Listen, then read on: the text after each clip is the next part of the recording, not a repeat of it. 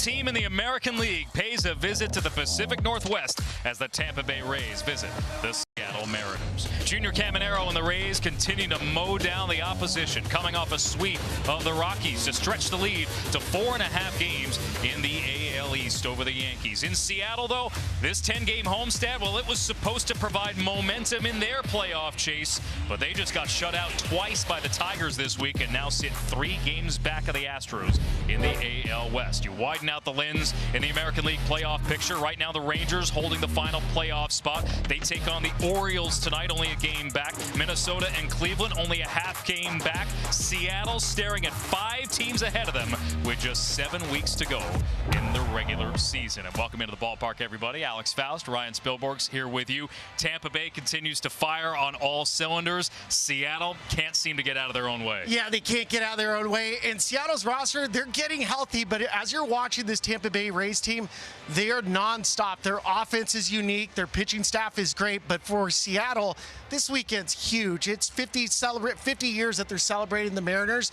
A lot of friends and family here. They need to start playing better. Yeah, this team was built to slug, and they just haven't done that. Chief among them, of course, has been the performance of Cal Raleigh. 60 homers a year ago, but he has crashed to earth this season. Well, you had a feeling. I mean, last year was a career year. That's going to happen. And for Cal Raleigh, the things that are amazing to me is it's still the big dumper, but he's on pace right now to finish with less than 20 home runs.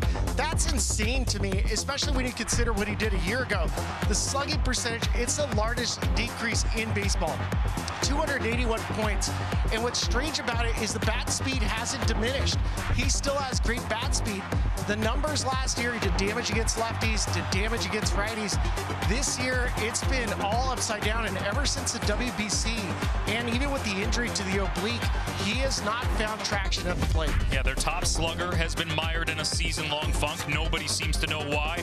The team has been mired in a season-long funk, and nobody seems to know why. The Mariners' offense has been maddening for most of this year, even in situational play where they're tracking towards the lowest average with runners in scoring position in franchise history. The opposite is true in Tampa Bay. This is the best offensive team in the American League. Now, there was a criticism that they were a little bit top-heavy earlier this year, relying on their top 3 guys. Chandler Simpson, though, he would like a word. He is demanding people pay attention. And I do pay attention. I just had the pleasure of watching him for 3 days. He does everything right. He is a pest when he comes to the bat. When he's on bases, he steals bags. He's 30 stolen bases. That's second in Major League Baseball. But as I'm watching him, this guy's a sponge for baseball. The batting average since June 19th, 371. He does it all. And once he's on the bags, because he runs so well, he creates so much havoc. I watched him on a game on Tuesday against the Rockies. He got down the line 3.9 seconds. That is so much faster than anybody in baseball. And when you look at this overall lineup for the Rays, he hits somewhere in the middle. And it just creates so much pressure because of what the offense does. Yeah, what Simpson does well, the Rays do well. They execute small ball better than any team in the American League. They get on base, they move runners over, and they drive them in. What a board there with all the numbers for Tampa Bay leading the American League in all those categories. You know what else they do well? They pitch really well. When we come back to Seattle, Trisha Whitaker with more on how the Rays rotation has been brilliant coming out of the All-Star break and their impact on the club as they chase an American League pennant. Friday Night Baseball continues from Seattle right after this. Doing car care right is all about having the right perspective. With e-inspection, you see what we see, which gives you freedom to. Powered by individual measurements of your visual behavior, a lens personalized to you by an Essilor expert optician. Discover Verilux XR.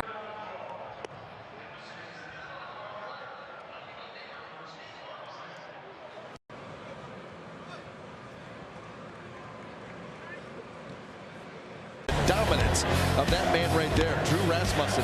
Well, what a day for Nick Martinez. He has given the Rays 8 superb innings. And Shane McClanahan picks up his first win since the 2023 season. Swing and a miss, so that's 10 punch-outs for Griffin Jacks. He got it! Brian Baker, he gets fired up when he gets that last out of a Rays win. And a swing and a miss. The Rays win this one.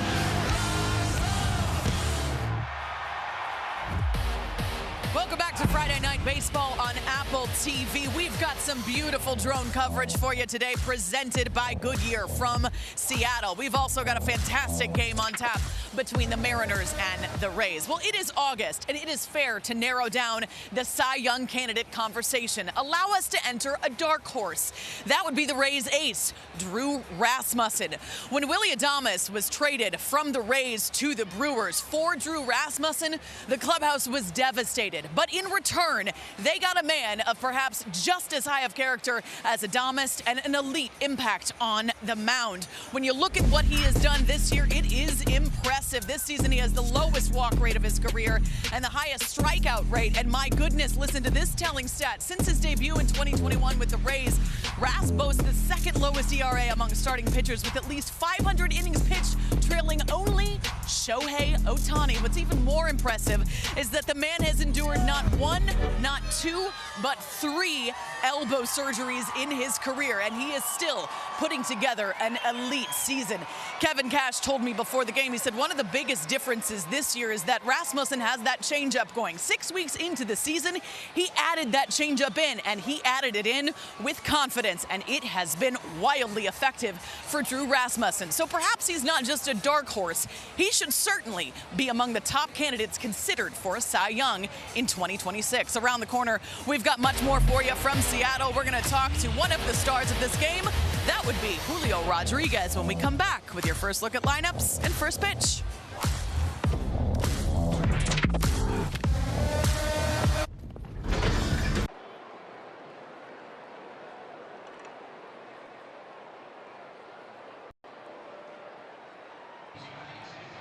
You in 2030. How about 40-70? You see Judge's 62? Shohei's 50-50. Think you can beat the freeze? But they never ask who my team is. They don't have to. It's right here. Cut from the city. Visit MLBshop.com.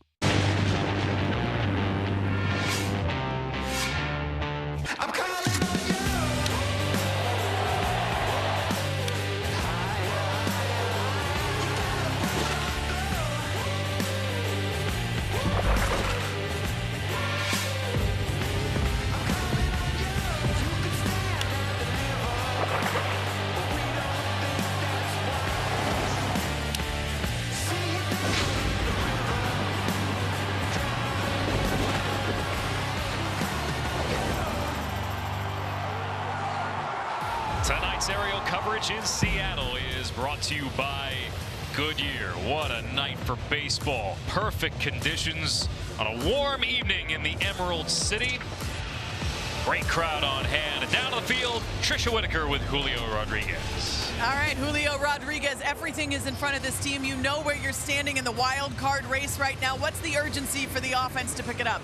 I mean, definitely there's some urgency, but there's also a lot of excitement because, you know, it's right there in front of us, and we still have a chance to make the playoff. And, like, we know if we get to the playoff, we're definitely not a team that people want to play against. Julio, you're DJing tonight for the Alumni Home Run Derby. How excited are you for that? Honestly, I'm super excited. This is a hobby I picked up this offseason, and I'm excited to bring some vibe for the people. Hopefully they like it. Became a DJ this offseason, and now he's going to play in front of thousands of people tonight. Julio Rodriguez, good luck. Let's see what happens. Guys. Many seasons of Mariners baseball here in Seattle. That post-game Alumni Home Run Derby. We saw Ken Griffey Jr. chatting it up on the field here today. As we take a look at starting lineups presented by BetMGM. Tampa Bay Rays featuring Junior Caminero, who has hit 18 homers since June 23rd. That is the most in the majors.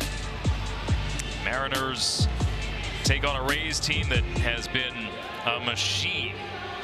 Seattle, though, in third place in the AL West. They've got some digging to do. They are at risk of falling to a season worst 4 games back in the division. Great pitching matchup here in Seattle. Drew Rasmussen for Tampa Bay, and Logan Gilbert takes the mound for Seattle. Spilly, when he does, it's about as close to win day as the Mariners can get. Seattle has won 10 of his last 12 starts dating back to late May. Well, the big 6'6" right-hander that went to Stetson University. Let's spill the beans on him. Oh, Walter. That's his alter ego, and when he turns into Walter, it is lights out. He has been excellent the last 5 starts at home. 2.14 ERA, 41 punch-outs, basically no walks. And fit for a king, Felix Hernandez is going to come up to the booth in the 2nd inning. We want to see him generate some swing and miss for Logan Gilbert. This is a very difficult lineup to pitch to with the Tampa Bay Rays because they don't strike out. Now, I want to point out one of the unique things that the Seattle Mariners pitching staff does is they try to get their pitchers to be athletic during warm-ups. So you'll see them, they'll throw from different arm angles, everybody does it, and it's really interesting. It's a way to warm up the arm in a way that's more athletic. So it's not the standard, just get back, rock and fire. Mariners allow their guys to be extremely athletic. There is no question the Mariners can pitch. It's been one of their calling cards for several seasons now. But they need help, especially on this big weekend for the franchise. Tomorrow they will be unveiling the 50 greatest players in Mariners franchise history. They are trying to keep this season from slipping away. Just 3-3 so far on this 9-game homestand. Tonight, the start of a 3-game series against the top club in the American League. Tampa Bay has won 12 of 16.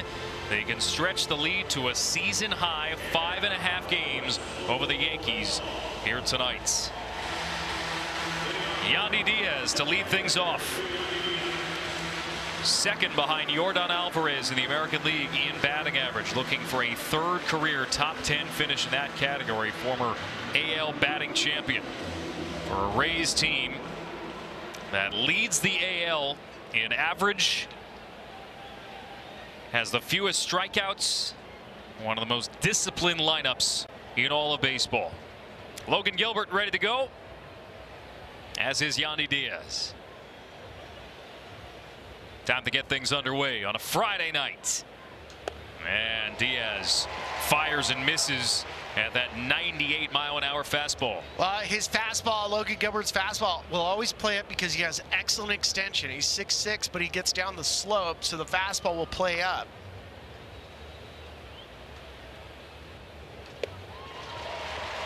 Two whiffs. Yeah, Walter's not messing around. Here's what the extension does. The fastball, that last one was at 98. It plays up about 1.5 miles.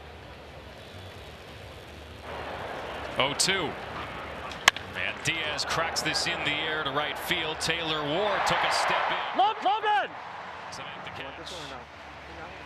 Ward acquired at the trade deadline by the Mariners, battling the sun as it sets behind T-Mobile Park. 1 gone. Jonathan. It gives you an idea just what this Rays team does. They do not punch out. They put the ball in play for Logan! Taylor Ward in right field. He almost got burned. First step in, does a good job of recovering. I'll bring up Jonathan Aranda. Mentioned earlier that a good chunk of this season, people were wondering whether this Tampa Bay order was too top-heavy. Aranda, who leads the team and runs batted in, between Diaz, Aranda, and Caminero, there wasn't much support behind them. Well, then Chandler Stevenson kicked it into high gear, and then they acquired Liam Hicks at the trade deadline. And all of a sudden, this Tampa Bay order looks a lot longer and a lot more lethal 1 through 9. I just had 3 games of watching this Rays lineup, and what they did to the Rockies, they swept them, but it was the bottom of the lineup. They were bunting, there were sacrifice flies, I mean everything.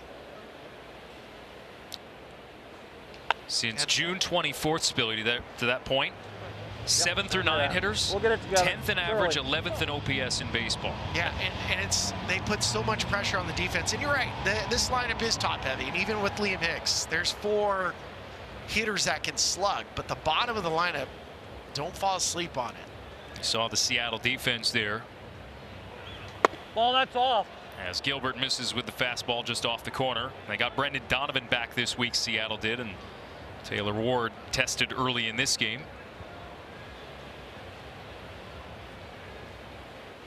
2 balls and 2 strikes to Aranda. Ball, that's in. You hear the call from home plate umpire, the crew chief Doug Eddings. Timeout. Logan does not walk anybody. 4% walk rate on the season.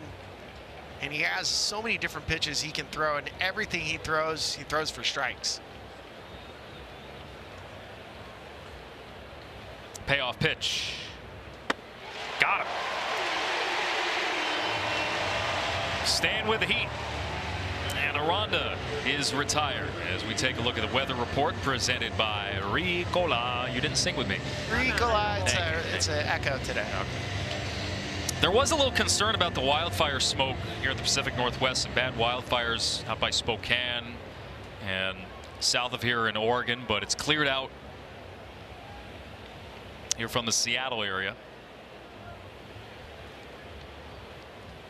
Here's Junior Caminero, who torched the Rockies this week. 3 homers in that series. When you watch his swing, I mean, very few guys create the bat speed, and when he hits it, it's not like he hits 420 feet home runs just to left field. It's line to line. All right, walk us through it, Spilly. You saw it firsthand. Well, I mean, anytime he made a mistake, middle portion of the play, it was blasted. This one was opposite field against Michael Lorenzen. Then he got Tanner Gordon, 2 homers in the game. This one went a mile, almost landed on the concourse, and you can see he has so much plate coverage with his swing. 33 homers, second in the majors behind Yordan Alvarez.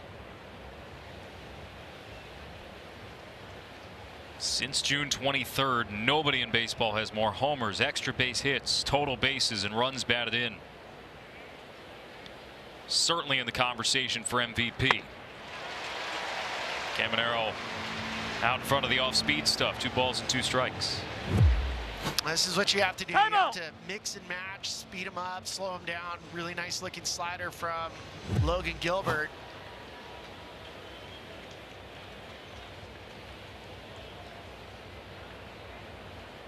Two and 2 to La Maxima. And it's spiked in there. I asked Chad Mottola, the hitting coach for the Tampa Bay Rays, what was the adjustment for Junior Caminero? It was really simple.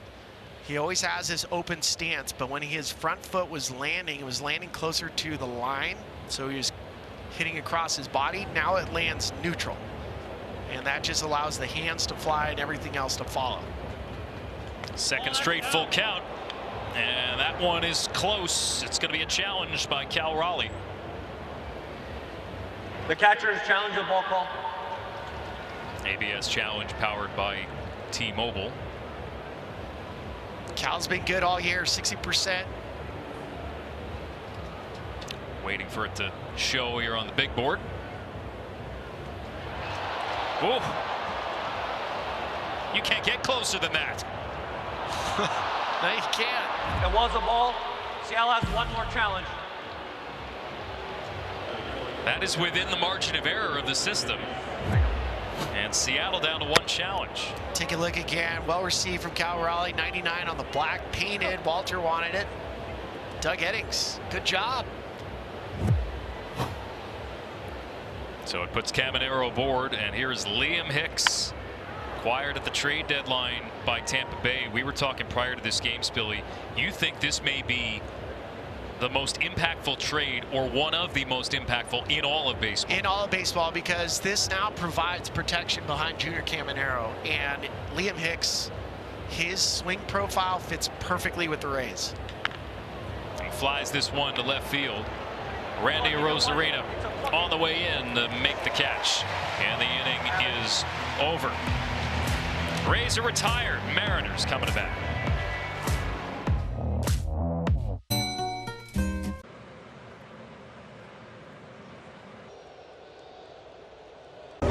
With BetMGM, any moment on the field can turn into winnings. From towering home runs to game-changing plays, BetMGM keeps you locked into the action with real-time stats and big-time betting options. Cash in on your winning picks with bets you can't find anywhere else. Don't miss a single play with real-time stats, because with BetMGM, any play can be your shot at victory. BetMGM, the sports book where we know how to treat you right. Randy Rosarina batting in the 3-hole for the Mariners. He's had a solid year. Starting lineups presented by BetMGM. Randy's hit 3 homers with a .926 OPS in 12 career games against his former team. This is a big shuffling in the lineup. If you see Cal Raleigh and you see him hitting 8th, you're like, what? Yeah, this is a big deal for this lineup change today. They'll face Drew Rasmussen, making his 22nd start of the year, carrying a 3-game winning streak into today. I loved what Tricia was talking about, the acquisition of a changeup, and it's just opened up both sides of the plate. It's a pitch he's slowly starting to use more and more over the course of the season. And I think part of it is watching what the changeup usage on this Rays team has done. Guys like Brian Baker. Ward with a fly ball to right field.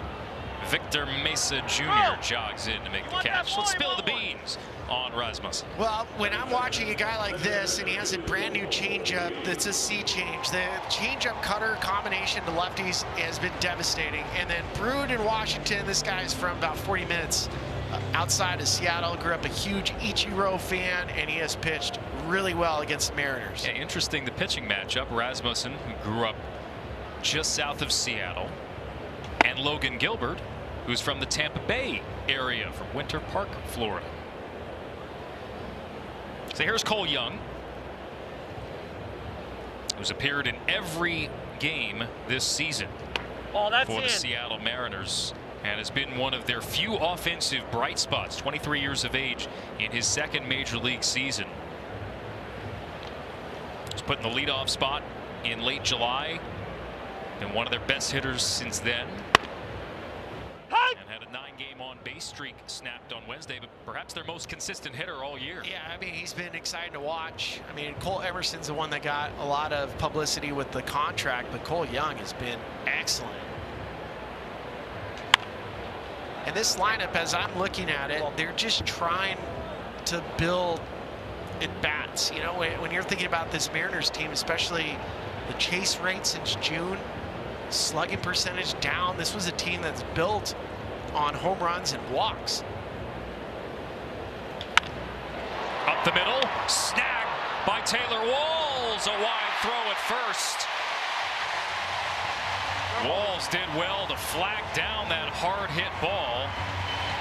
But with Young flying up the line, he beats it out for an infield single. Well, Taylor Walls, you can make the argument, is the best defender at shortstop in the American League, and he gets over the infield was just watered, so he kind of sticks into the dirt, and as he's trying to get up, just gets on the side of the baseball. But Walls, unbelievable defender at short. He's got amazing range. Ball, that's off. Here's a Rosarena. Top 10 in the American League in average, on base, OPS, runs scored. He's also been a consistent hitter for Seattle this year. Let's go back to this play in the field. He's on the second base side. You can see I just talked about how the field gets watered right before first pitch.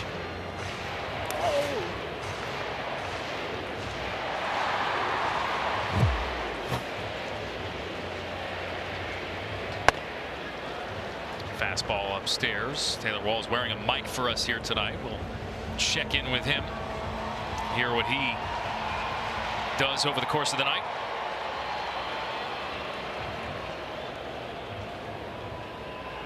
There goes the run. Pitch low and away. Throw to second. Got him.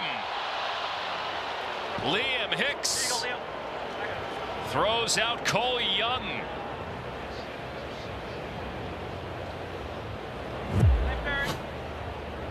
Well, Cole did not get a great job off of first. He kind of spun his tires as soon as he took his first 2 steps. And that's all it took. And for Liam Hicks, and that was the one position for the Tampa Bay Rays, that catcher's position, where they upgraded.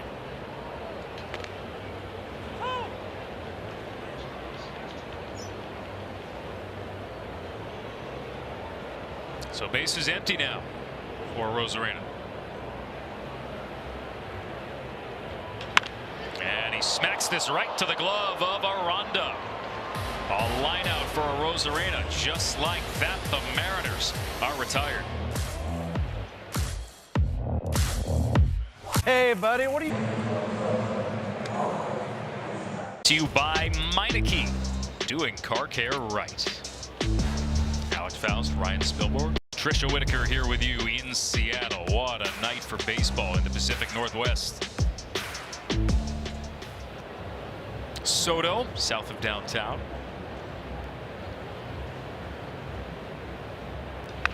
First pitch swinging for Chandler Simpson. He fouls it straight back. Tampa Bay Rays at 22 games over 500. That's the most that they've been over 500 since the end of the 2023 season. And Simpson with a lazy fly ball to shallow left. One gone. Trisha, you have more?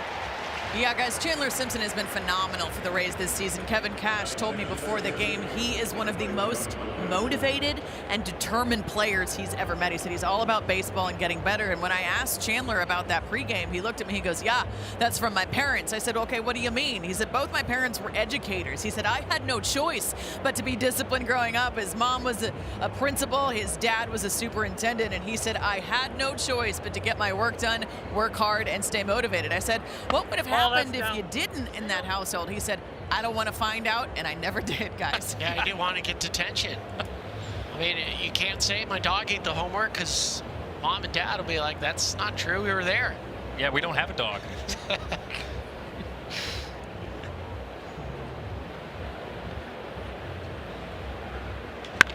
There's a hard hit ball to left field by Johnny DeLuca towards the track, to the wall. That ball is gone. Johnny DeLuca. A solo home run to put the Rays out in front.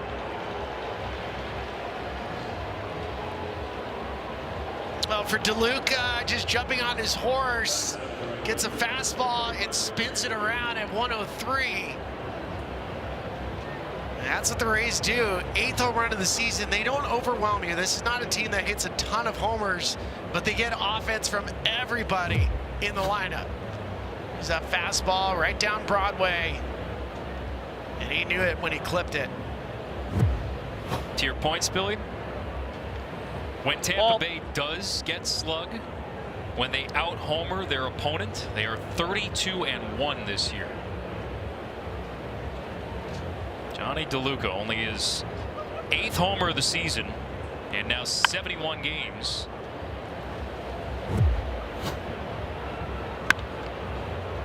They also have one of the best records in baseball with scoring first. They're 46-15. You saw Julio. He's trying to rob DJ Julio in center field.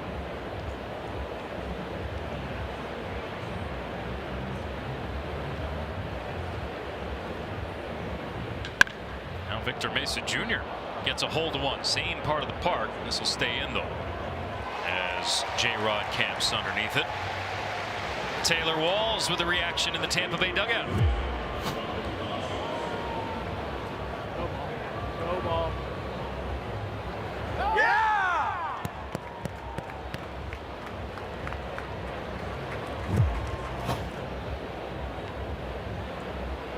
Logan Gilbert, who allowed 2 homers his last start, 7-inning effort. Quality start, though. Only 3 earned runs in those 7 innings against the Twins. That's the only series in the last 5, though, that the Mariners have won. They got trampled by the Tigers this week. Lost the series finale yesterday, 11-0. Dylan Dingler.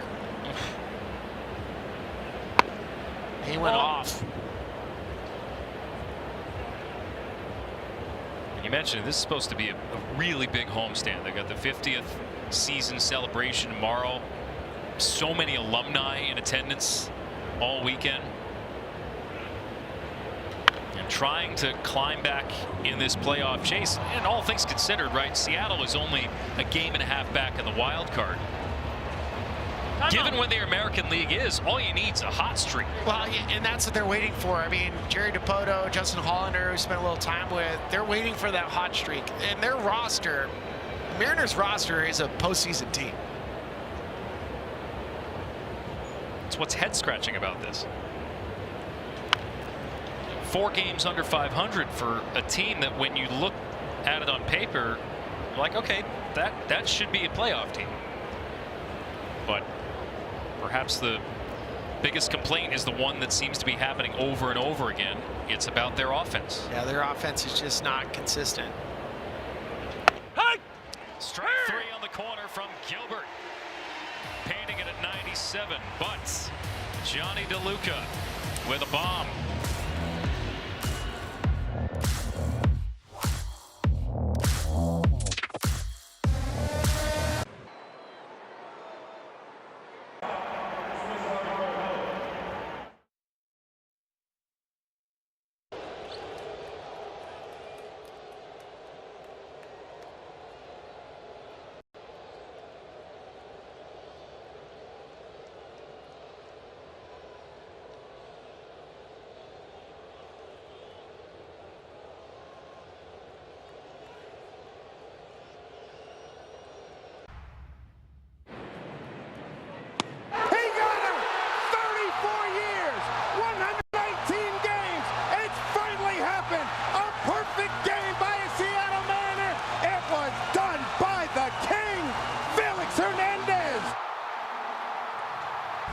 One of the all-time memories in Mariners history by one of the all-time great pitchers, whose next stop should be Cooperstown. Felix Hernandez, who's just walked in the booth now. Come have a seat, man.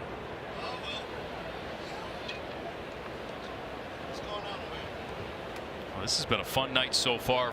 All the alumni who are in attendance. And I'm sure you've had a chance to mix and mingle with a few of them.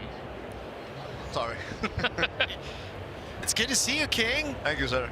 Thank you guys. It's funny, the first time I ever saw you, you were 19 years old in Tacoma. I was on the Colorado Springs team. Oh, really? And we're like, hey, we're facing this kid that's 19, and you carved us up. I couldn't believe it. It happens.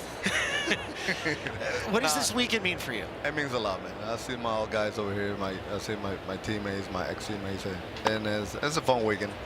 I mean, we gotta have a good presentation for the fans here. So, love to be here, man. This is my second house. The Tampa Bay Rays, pretty good memory. Yes, I do. Perfect game. I know. I know.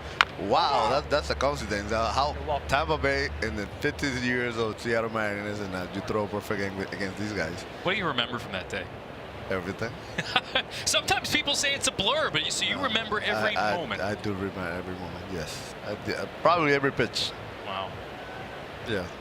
Well, I think one of the coolest things, when you would pitch, you had the King's Court, and everybody would hold up the big K sign. What did that feel like when you would get the strikeouts and know that the whole group had the big K out there for you? I'll tell you one thing, man. That's the best section in baseball. I think nobody's gonna be like the King's Court, man. I mean, you can talk to Trout, you can talk to Albert, you can talk to this guy. Every time they get 2 strikes and they hear K, I say, I don't want to strike out. I just want to swing. I just want to swing. I just want to make contact. This is crazy. A great game, by the way. It was a bad pitch too, by the way. Were you nervous? Yeah, I was a little bit. It was too far. I didn't remember it was that far. Did you warm up? No. See. I was warming up back home. I started playing catch. I didn't grab a baseball for a long time. Good. After my retirement, I was playing catch at home, and my shoulder was hurt. I was like, what's going on over here? I said, I'm not gonna throw a baseball. Hell no. Well, you had to at some point here today. Yeah. With the first pitch here. Tell me about the celebration here this weekend and all the people you've been able to reunite with.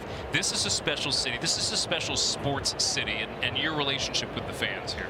The fans are amazing. They're the best fans in baseball, man. I love these people. I love the city. I mean, that's why I live here for 15 years until I moved to Miami. But like, this is home for me. And I reunite with my guys. I see Adrian here, Raul, Joel, and all those guys, Randy, and all those guys. And it's a big weekend to be a part of. Now Raleigh, Liam Hicks took a bit of a shot here. Ouch. Yeah, yikes. That one hurts. Yeah. Hey, King, for you, I mean, when you think about how you represent Venezuela, I mean, you're basically all-time best in virtually every single category. What does that mean to you, especially representing a country like that? It means a lot, man. It means a lot. I know we've been through a lot of tough time in Venezuela. Especially this last year. Yeah, the last year, yes, man. It's been a terrible season out there. But just to be a Venezuelan, represent Venezuela, and be in the big leagues, and put my country in top, it feels good. Who was your favorite pitcher growing up? My favorite pitcher, I will tell you one thing. It was Freddie Garcia and Pedro Martinez. They know that. Pedro's a character. Yeah. And I can see a little bit of Pedro in you. You got to have a similar personality. Yeah. We're big competitors. I bet. When you won the Cy Young, it's the pinnacle of the position. Should have went to war. Yeah, you should have. You should have. What is that? What do you think about when you think about your legacy in these awards? Is this will be a stolen base for Julio Rodriguez? Actually, I'm not thinking about. I'm not a sit down and just thinking about my whole career. Not yet. I don't know why, but I don't. I don't know. I'm thinking about just to get to the Hall of Fame. Sure. That's what I'm thinking. It's in my mind, but I'm trying not to think too much because it's gonna drive me crazy. I mean, you've had one of the largest jumps in votes for the Hall of Fame of anybody. There's a good chance you're going to be in Cooperstown one day. Please, that's what I want. That's the main goal. That's the main goal, man. If I get into the Hall of Fame, it's gonna be something that I'll never forget. This is a fun place to play. This is a fun team when they're going. What does it say about the coaching staff here that year after year, this is one of the best pitching staffs in baseball? Is there just something that they do well here? That's the best rotation in baseball. They have the best starting pitchers in baseball. I don't know. Well, it's a big ballpark, by the way. It's a big ballpark, and you feel comfortable pitching over here. I mean, the weather, it's not gonna be hot. It's not gonna be that cold, so you feel comfortable pitching over here. Meanwhile, and it's a great ballpark, by the way. A couple of base runners here as Josh Naylor draws a walk. It's interesting to see this version of the lineup. I mean, there was a bit of a shakeup Dan Wilson did with the lineup today. So, Julio Rodriguez batting 5th today. We just saw him with the base hit. Yeah. Josh Naylor took a walk, which is important. Cal Raleigh's hitting 8th. You watch this team a lot. What do you think has to get going for this team to get going again? I watch every game, by the way. I'm a big fan of Seattle. I love the team. I mean, this guy gonna need to get going because they had a pretty good lineup. They got a lot of talent in there. They need to help the pitchers to hit. They need to score runs. Is there anyone on this current team who you're close with at all? No. No, not really. Manny Acta. Okay, all right, that's fair. That's fine. And Danny when I play with Danny. But I don't think I play against Julio. He was in the minor league when I was in the big leagues, though. He's dancing off second. I think he's gonna steal a base. Well, he's the DJ tonight. DJ Julio is He was a DJ like 3 days ago. I see that. He's gonna be DJ today? Yeah, for the home run derby. Home run derby. Okay. By the way, I don't know if it impresses you as it impresses everybody else, but Ichiro, he's gonna win. He could still play today. He's gonna win. Throw him in the lineup today. He's gonna win the home run derby. He brought his own BP thrower from Japan. See, he's different. He's a little bit different. What was it like playing every day with Ichiro? He was something else. He's like he was staircase body. He was swing. He was bring her back to her room in the hotel to have swing in his room. He said, "You crazy, bro." Wouldn't go out to dinner. He just maybe in the hotel. He was crazy. And it was different. BP Ichiro against game time Ichiro, different. BP was hitting balls like way out there. And on the gang, he just slap. It'll be fun to see that after the game today. Meanwhile, Brendan Donovan is fan. That's a big K for Rasmussen with a traffic on the base paths. 2 gone here in the bottom of the second. Is that change that we're talking about for Drew Rasmussen? A pitch he just started throwing this season with more conviction. For you, King Felix, when you're watching, I mean, so many guys are throwing hard do you see the game evolving right now with pitching? It's different, man. Everybody's throwing hard. I remember when I came to the league, it was the only one that I was throwing hard, and nobody else. Now everybody's throwing hard. It's like max effort every pitch. It's different, man. Like when I was throwing hard, but I was controlling myself. I was like, I'm not gonna throw that hard the first 3 innings. Then I'm gonna step up in the like 4, 5, 6, 7. And then I got all my pitches. I got my change, I got my curveball, my slider, and my sinker. But like everybody now, it's like max effort every time. How about this guy, Cal Raleigh, and what he's done here, just becoming such a face of this franchise? He about to get hot. He about to get hot. We need him. When he's going, the Seattle team tends to win. Yeah. He's ahead in the count here, 3-0. He about to get hot. See what he does here. See what Rasmussen gives him. Take it all the way. Dan Wilson mentioned to us today with Cal Raleigh batting 8th, he had to say something. Make sure he's okay. Are you all right hitting 8th? And Cal was totally okay. You know, this lineup is getting healthy, so he's willing to do whatever it takes. We need him, man. For sure, we need him. Him and Julio, just the 2 guys that they need to step up, and Timeout. it's going to be a big difference when they step up. He's going to see a payoff pitch here. Raleigh, who is only at $162. That's crazy, huh? Year over year, just you never know with this game. It's like golf, man. You don't ever know. Oh, no. See? Yep. He's seen good pitches on. You're about to get hot. Draws a walk. Bases are loaded. And here's the rookie, Colt Emerson, with a spot. Good take from Cal Raleigh. He almost went, but he'll definitely take that walk. And you're right, King. When a hitter starts taking walks, seeing pitches. Seeing good pitches. Yep. All right, walk me through it, even from perspective seeing Rasmussen. What do you see out of him? Why do you think he is so good? Cole? Rasmussen? Yeah. I mean, he can throw stride. He got a good changeup. I mean, he's pretty good. But I watched a few games, and yeah, he's dominating on the song. So, and he's throw like right there, up in the song. That's the one thing I cannot do. Because I threw too many strikes. I say, you're not going up there because it's going to be in the middle of the plate. So, can't do that. 0-2 here to Emerson. He's going to change it. That's good. High heater. That's crazy. Stayed up. See? You see the high hitter? Yeah. Next time we see you, it'll be in Cooperstown, all right? Man, please. Let's Please, go, that will be awesome if I'll be there. I'll see you guys out there. We're rooting for you. Thank you so much, guys. Thank you for having me. Appreciate that.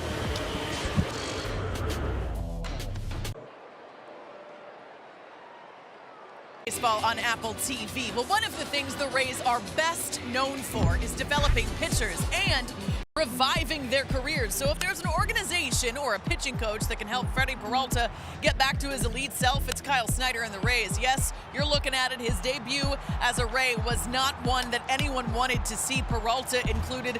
It was not good. But Kevin Cash told us before the game, listen, we know that didn't go the way that he wanted it to, but we are not worried. He said, we've simply told him to simplify it. Do what you do best. That's what Kyle Snyder's message is often to pitchers. Another note that Kevin Cash told us about was the fact that the Rays don't pitch call from the dugout. In New York, they did. So it might be a little different, maybe in a positive way. Who knows? But guys, they're not worried about Peralta and that debut. We know what Kyle Snyder, the Rays pitching coach, is able to do with pitchers. He's an absolute wizard. So there's no place better for Peralta to be than with the Tampa Bay Rays, guys. I mean, just a litany of examples of guys they bring into that pitching lab at the Trop and turn around. I mean, Nick Martinez, perfect example of that this year even. He has been pitching in a way that I don't think we've seen in his career. Taylor Walls at the plate here. Top 3. Freddie Peralta coming over from the New York Mets. He's going to be a great addition for Tampa Bay. I mean, there's a couple adjustments. the extension for Freddie Peralta, not quite where it has been the last couple years. Arm slot has dropped a little bit. You know, he was thrown out of the windup. They got him back out of the stretch. Walls is gone. Third K for Logan Gilbert. Walls wearing a mic for us. Ball, that's up. Great tag. Ball, that's in. Well, I don't know. It's close. I caught it right on you, but it was a little deep.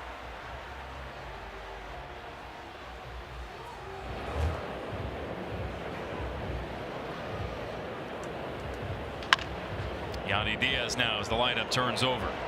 Colt Emerson on one hop, deep in the hole, but easy enough for Josh Naylor to handle. 2 down.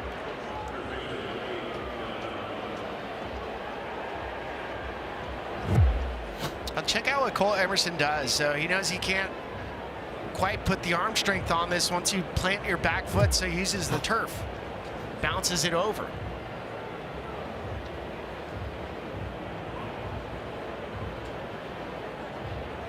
Only one hit for the Rays. And this might be a second. This is scorched towards the corner and gone. Jonathan Aranda quickly out of here. Tampa Bay with a pair of solo homers and a 2-0 lead. 15th homer of the year for Jonathan Aranda, and for Logan Gilbert. All the home runs he's given up this year, he's now given up 20. 19 of those have happened at this ballpark, and solo shots, they don't kill you. And for a guy that throws a bunch of strikes, so what? Good swing from Jonathan Aranda. 72nd run batted in for Aranda, continuing to set new career highs. Well, that makes it 2 mistakes for Gilbert.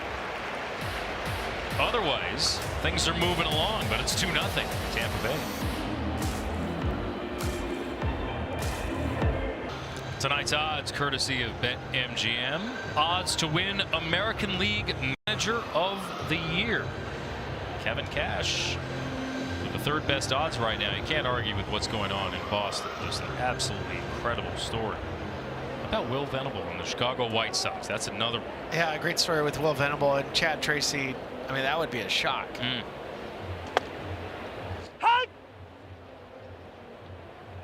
don't know. I'm partial to Kevin Cash.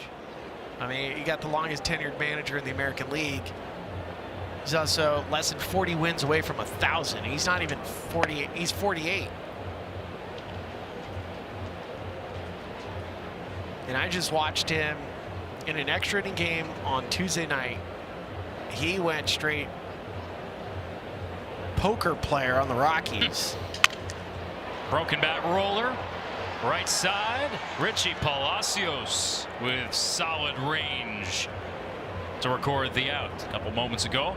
Tricia caught up with Kevin Cash. Our manager interview is presented by Sage. All right, DeLuca with the solo shot, and then Jonathan Aranda follows suit. What did you see from those at-bats that you liked? I mean, Johnny was ready to go. The Johnny show is going good right now. Gilbert is as tough as anybody. We'll take anything we can get. Drew Rasmussen got out of that bases loaded jam, struck him out with the heater. We also saw him working that changeup. What are you seeing from him? Yeah, he is working the changeup, trying to get the command where he wants it. I know he's missed up a couple times with the fastball, but made some big pitches right there to end the inning with Emerson. Kevin, we appreciate the time. All right, you got it. Thank you. Guys, back to you. All right, Tricia. There's a fly ball from Cole Young. Left side, Walls out, Simpson in. 2 gone. Seattle Mariners, who left the bases loaded in the second. A couple of walks from Rasmussen, but now a couple of quick outs here in the third.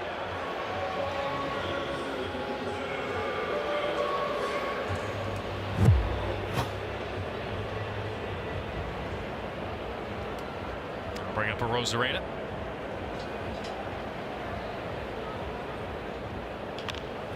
Bounces one to the left side. No trouble for Walls. And a 1-2-3 third for Rasmussen. We head to the fourth, 2-0 Tampa Bay.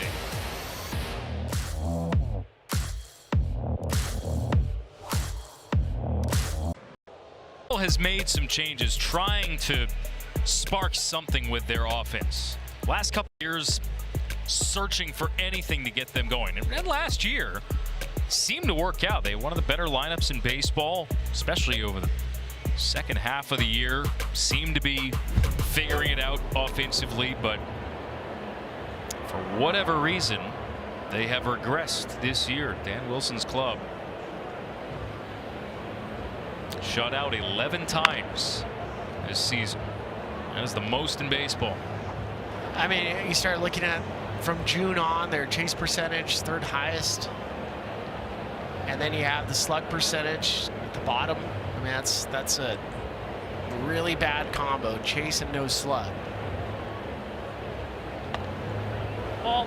Which is the opposite of what the Rays do. I mean, that's why with Liam Hicks hitting right now, this is why I keep saying that this trade to get a left-handed power bat who actually walks more than he strikes out is a perfect fit for Tampa Bay. Ground ball right side. Naylor is there. Makes the flip to the covering Gilbert for the first out. During the break, Tricia caught up with Mariners manager Dan Wilson.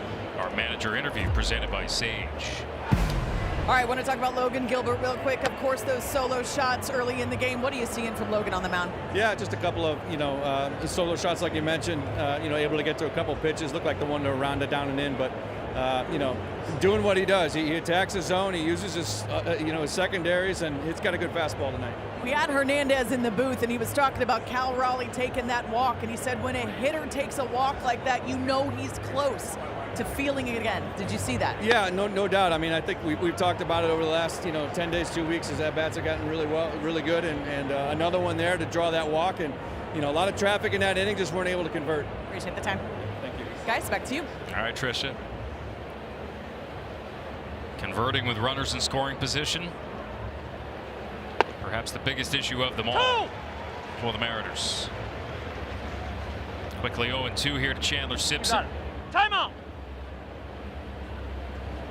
Here we go.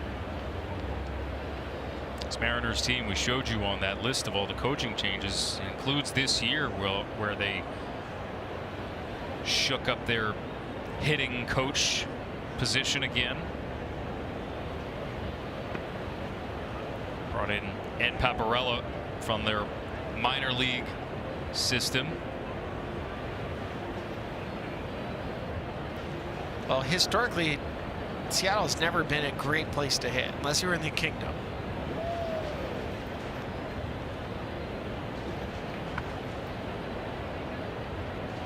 When you look at some of the park factors the last couple of years, Seattle always ranks at the bottom.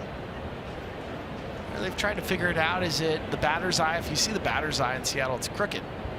You can see it straight away. You're like, it's not the crooked. Yeah, it's at an angle. But that's not the reason. Ball, that's down. You have a challenge here. The catcher's challenge the ball call. And if Raleigh is wrong here, Seattle will be out of challenges. And they are. Pitch was down. Mariners are out of challenges. So in the fourth inning of this game, Seattle unable to challenge now the rest of the way.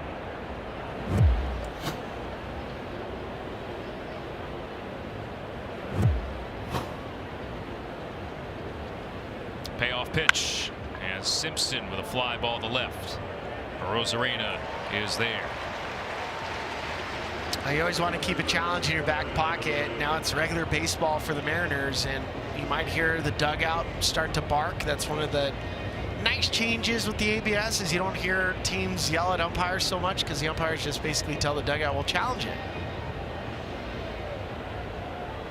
And Cal's been good on the course of the year with the challenges. I mean, the first one tonight you can't blame him. That is so, I wouldn't even call it so close. That is within the margin of error from the system.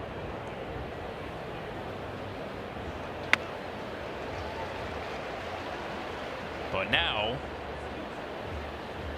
they do not have that recourse. DeLuca, solo homer in the second. One of 2 solo shots for the Rays.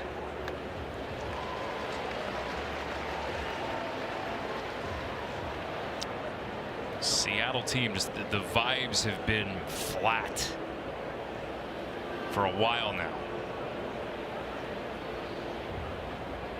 3 games under 500 since the All-Star break. That's strike 3 on the corner. DeLuca is rung up. A 1-2-3 fourth for Gilbert as the Rays lead.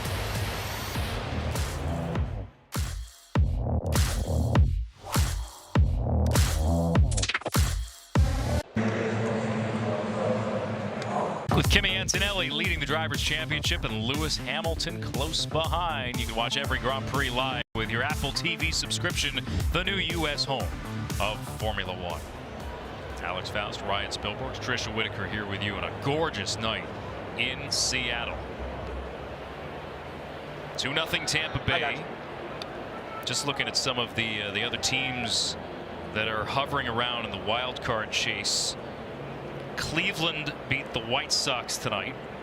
That division race in the Central is starting to tighten. Detroit continues to win. Of course, they took 2 out of 3 from Seattle this week. Minnesota beat Milwaukee. They're still hovering around. They're 2 games back in the division and right there in the wild card. And it's late in the going in Arlington. Texas is up 2-1 on Baltimore. Baltimore a game out, and Texas holding down the final wild card spot. I mean, you just got to hang on. And a season ago in the American League Central, you look at what the Guardians did. It was late August. They were almost 14 games back of the Tigers, and then they end up winning the division in the last 2 games of the season. So as bad as it's been for Toronto or Seattle or any of these teams that are still chasing, you still have time. So I'm curious, why haven't more teams said, in a year where the AL has just been mediocre around the wild card cut line, why isn't this the year that you say, you know what, let's throw caution to the wind, let's be a little bit reckless and go for it, considering your competition is just right there with you? I think teams did do that. I mean, you look at Minnesota Twins were supposed to blow it up. They didn't. They added. Strike 3 called, and Canzone is unable to challenge on a pitch that looked like it missed pretty clearly. Well, let's see if it's a 2-seamer where it runs back. Yeah, he runs back, and it was a big miss for Doug Eddings, but because you don't have challenges remaining, that's a strikeout. Unfortunate for Dominic Canzone. Now, I want to point out what the Tampa Bay Rays are doing this year better than anybody else, and that is using the changeup. Changeup usage for the Tampa Bay Rays as a team is 21%, which is the most in baseball. And what it does when you're using this changeup, it gets hitters off of the fastball. And it wasn't, we've asked Kevin Cash about it, it wasn't like the Tampa Bay Rays are chasing. You all right, Liam? Guys that throw changeups. It's just that their players, like a Brian Baker, Nick Martinez, they throw changeups naturally. And for Drew Rasmussen, that was a pitch that he added to the repertoire. Same with Kevin Kelly. Guys have added changeups just to create separation because they're not going to overwhelm you with velocity. Heard King Felix talking about all these max effort guys. Tampa Bay really doesn't do that as Rodriguez chases. Back-to-back Ks for Rasmussen. This time for Drew, he goes with that little cut fastball, that almost like a hard slider. I have a crazy stat for you. You're talking about the changeups. Rasmussen entering tonight has thrown his 223 times this year, and he is still yet to give up an extra base hit with 1. A line out for Josh Naylor, and another 1-2-3 inning. Rasmussen is cruising through 4.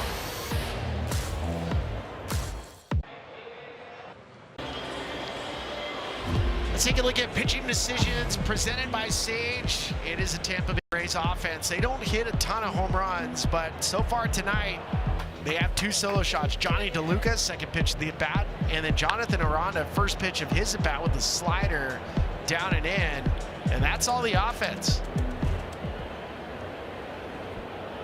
2 runs on 2 hits. Strike 1 here to Mesa. Tampa Bay Rays as a team have hit 118 home runs. They have given up 141. Usually when you see a home run differential in the negatives, you would think that he might have a losing record. That's not the case with the Rays. Dash 25 coming in.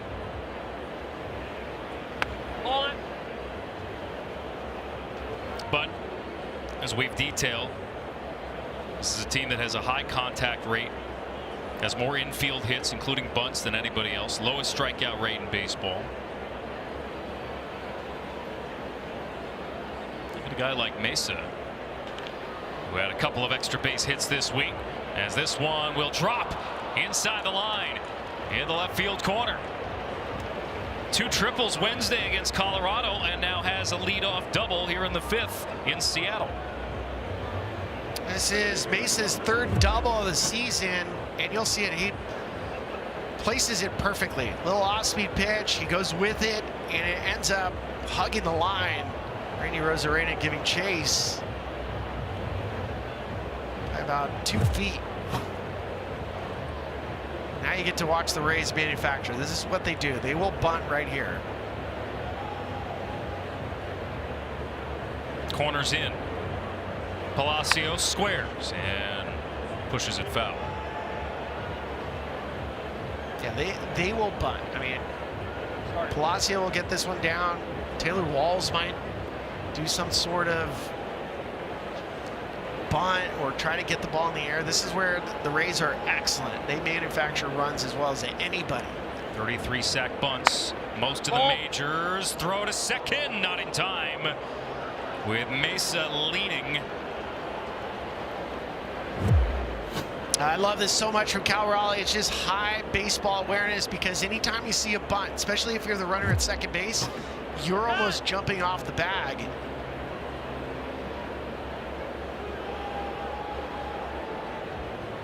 Ball and a strike to Richie Palacios.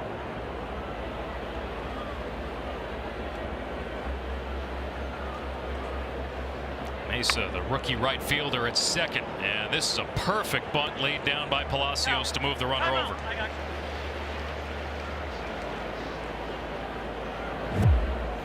Textbook. Set the angle early. I mean, everybody knows you're going to bunt, so he sets the angle early, gets it down, and now with Taylor Walls, it is. I saw this 2 days ago. He will safety squeeze. He'll bunt. He might push it towards third base. They're not done yet. Infield in, all 4 this time, as Walls shows and takes upstairs. In all, between sack bunts and sack flies, 65 of them. Who says bunting is a lost art? Only if you want it to be. Ball. Taylor Walls laying off there. But just look at what it does as far as pressure goes to the defense. I mean, everybody on the Mariners right now, they're not sure what's going to happen. I mean, is it a safety squeeze? Look, Cal Raleigh's coming out. Yeah. How many times have we heard from coaches and managers who say that, especially because of the way that players are pushed through the minor leagues at a faster rate than ever before, that they are not prepared defensively for every situation at the major league level? There's far more development that goes on here, and if you put pressure on them, you're going to hit on mistakes. And look around league-wide, we've seen a lot more bunts this year. I mean, because of offenses like the Tampa Bay Rays, the Milwaukee Brewers, you can win a baseball game by forcing the defense to execute. You would assume any bunt put down, 100% of the time the defense will record the out. That is not even close to true.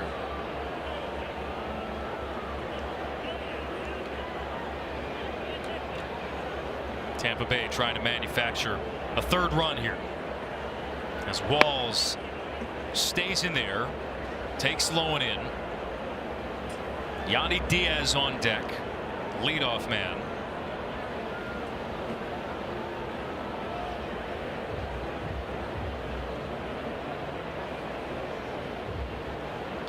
And Walls fouls this straight back. Walls is a very, very smart baseball player. 3-0 count. You're the 9-hole hitter trying to get on, but you also know this might be the best pitch I can get where I can elevate the ball into the air. 3-1. And he lays it down in front of home plate. Raleigh is going to make the tag on Mesa. He's out. For the out. Mesa out of the baseline, and Kevin Cash will come out to have a word. Raleigh had every intention of stopping Mesa in his tracks, and he is ruled out of the baseline for the second out. Now, Cal Raleigh, this is an excellent defensive player. It's the reason why he has platinum on his chest protector, and I told you Taylor Walls was still going to try to bunt. Bare hands it, and that's the argument that Mesa's saying he never touched him with the baseball. It's his glove. So look, the glove is tagging him, but there's no baseball in it. The ball's in his hand. So Doug Eddings didn't see that. Not a reviewable play. Again, now I understand why Mesa was arguing about it.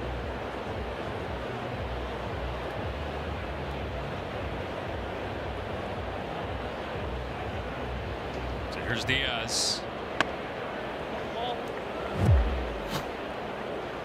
Cal Raleigh, baseball in his right hand, glove tags, no ball.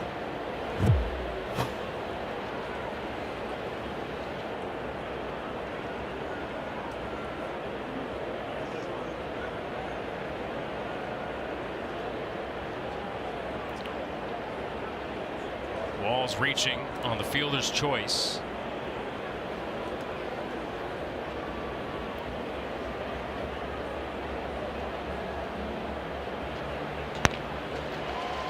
Two and one to Diaz.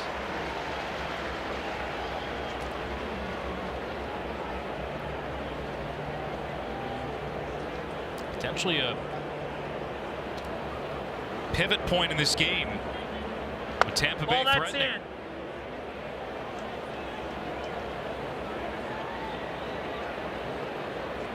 3-1 count. Taylor Walls, 18 stolen bases. He might be on the move right here. He was leading.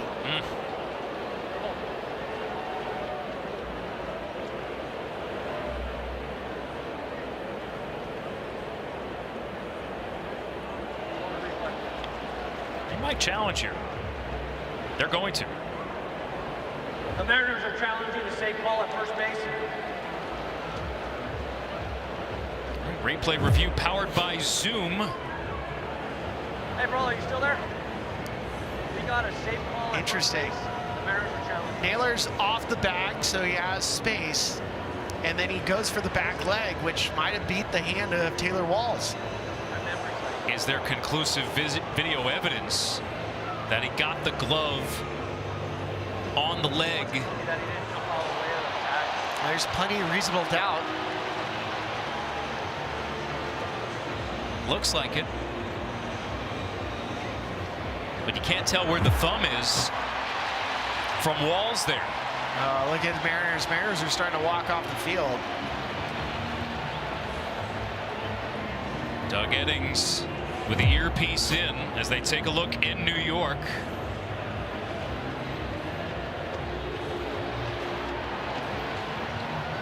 And the angle that we see there, the glove does swipe against Walls. At least that's what it appears to. The entire Mariners team is now on the dirt.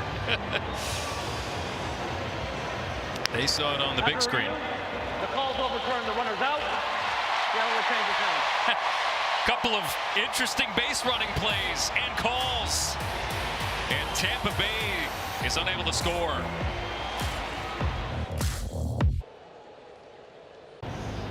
Teddy Barrett joins us now. All right, interesting play between the Mariners and the Rays. It looks like Cal Raleigh has the ball in his hand and not in his glove. And Teddy, as you're watching this replay, what's the ruling on it?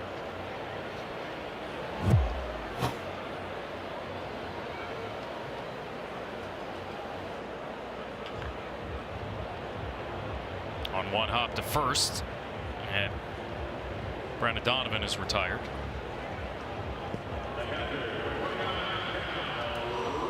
Bring up Cal Raleigh, just involved in that play. Yeah, however, what happened on that Ted, play are you with us? Yeah, so originally the call of save we're having trouble hearing Ted Barrett in our offices. So I've got it here. I'm just reading the rule book. Any runner is out when he runs more than 3 feet away from his base path to avoid being tagged, unless his action is to avoid interference with a fielder, as Raleigh flies out to the left side of the infield. All right, Ted Barrett, you with us? Yeah. Okay, there we go. Yeah, you're absolutely right. What Doug ruled on that was the runner was out of the baseline, which is not reviewable. The actual tag with the ball in the glove, ball in hand, and the tag of the glove, that would have been reviewable. But Doug ruled out of the baseline. That's why you saw Kevin Cash. He came out and talked to him between innings. I noticed. I'm sure Doug gave him a further explanation. Got it. And then on that tag play, if it was going glove with no ball in it, would he have been safe? Yes, absolutely. And had Doug called him out, that would be reviewable. So it was only because he was ruled out of the base path. But if I'm reading this rule book verbatim here, I think they got the call wrong, right? Because you don't think he was 3 feet outside the base path? Yeah, I mean, if that's the exact interpretation.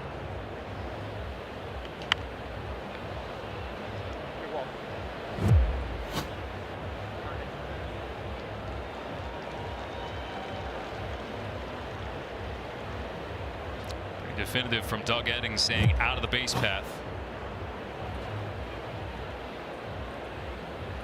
Ball, that's in. Couple quick outs here. By the way, Drew Rasmussen continues to extend a scoreless streak. Now up to 17 2/3 innings. He just has so many different weapons that he can use. He has the cut fastball, the four seam with some carry. He's throwing his changeup. Throws the occasional sinker in there. It's just everything's moving. Now back this way by Colt Emerson. That's probably the biggest change talking to any hitter, is that basically every pitcher in baseball now has 3 versions of their fastball.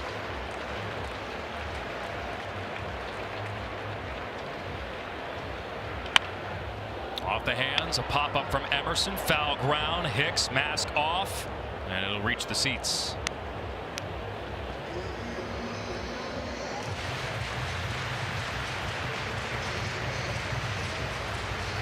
So he's using the fastball 81% of the time, but it's not one type of fastball. That's why Cam Schlittler, I mean, he's 4-seam, 2-seam cutter.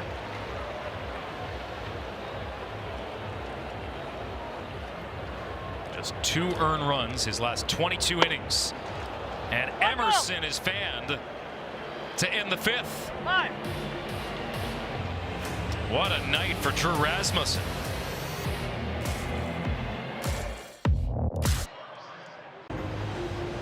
This copyrighted telecast is presented by authority of the Office of the Commissioner of Baseball. May not be reproduced or retransmitted in any form, and the accounts and descriptions of this game may not be disseminated without express written consent. Some of the greats through the years for the Seattle Mariners, celebrating their 50th season. Alumni Home Run Derby here tonight. Among the participants, Ichiro Suzuki, Mike Cameron is here. I just saw Ryan Healy. He came in and he said, pray for my oblique. And then I did see Ryan Roland Smith, Hyphen. And Hyphen's a left-handed pitcher, so what is he doing in this? I hope he does not hit a homer. How about you hope he hits a homer? No. And then his body remains intact. That's probably more like it. Jonathan Aranda coming to the plate. Trishan.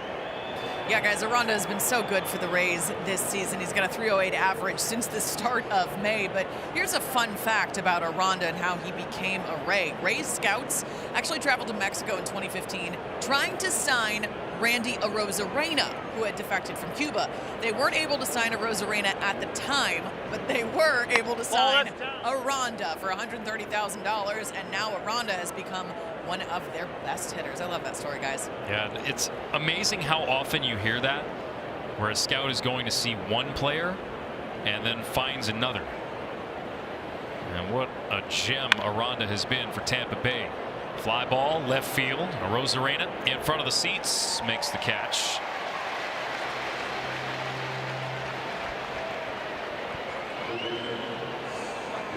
Aranda, you see his timeline, making his debut in June of 2022. Long path from being signed as an international free agent. He and Alejandro Kirk, longtime friends, coming up together. Played on the same youth teams. Yeah, out of Tijuana. Junior Caminero is the guy that I just sit back and wait. You think another one's coming, huh? Every time he comes to the plate, I mean, he's like a long drive golfer. I mean, he comes to the plate and you're just waiting for him to tee off to see how far he's going to hit it.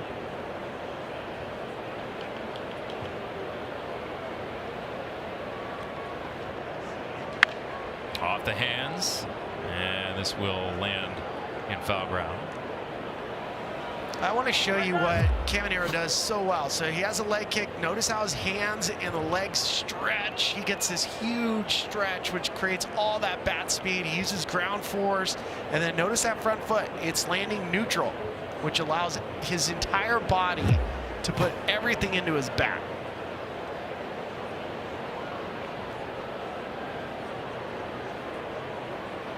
On pace for another 40 home run season.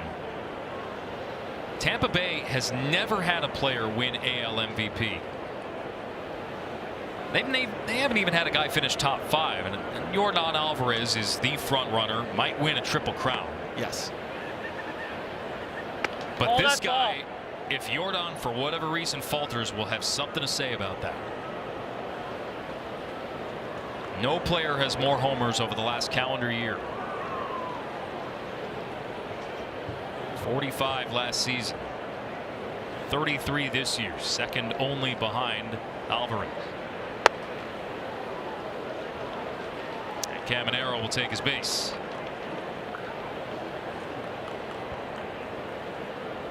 Second walk issued by Gilbert. Yeah, both have come to Caminero. Yeah, not a bad play. I mean, try to avoid, especially with 2 outs. You know, like that guy could on one swing make it another run. Now you got to force Liam Hicks to try to drive a ball, and Hicks does have power. 15 homers on the year. Hicks, soft fly ball right field. It'll fall in front of Ward. And a 2-out rally here for Tampa Bay.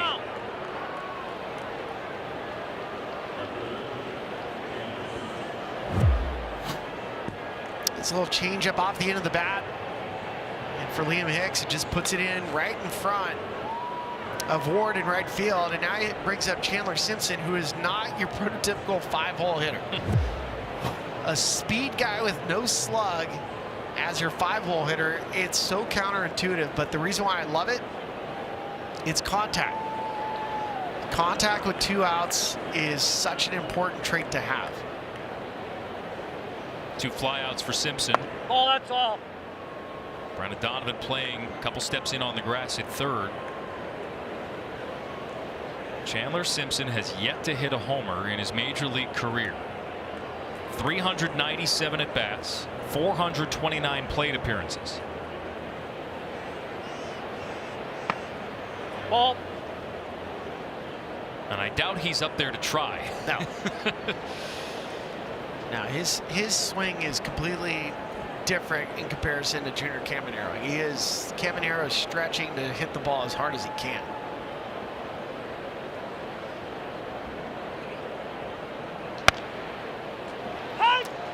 There's a reason why Luis Arraez has been such a great fit with the Phillies, because they needed some of that. They needed a guy just to put the ball in play there. Yeah, and they have him hitting cleanup.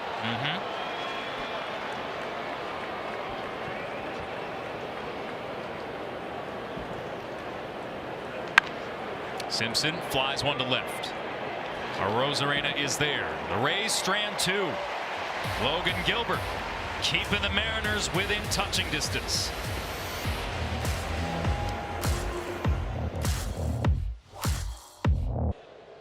By Car Shield as we look at Taylor Ward, acquired for the Baltimore Orioles just ahead of the trade deadline. And how does he fit in this Seattle line? He's great because he walks. I mean, 17% walk rate. That is 87 walks in the year. He's going to end up with over 120 doubles. He's got 7 home runs in it, and last year hit over 30. So power is going to come for Taylor Ward. Spent a little time talking to Taylor before the game, and he was saying, you know, I do want to get the ball in the air on the pull side a little bit more. He actually had a good first month of the year. We were thinking it was going to be a repeat performance. Yeah, he's tailing towards the seats. Just looking back, he hit .304 in April. That was among the American League leaders. Was among the league leaders in extra base hits, runs batted in, and then the slug declined significantly after that.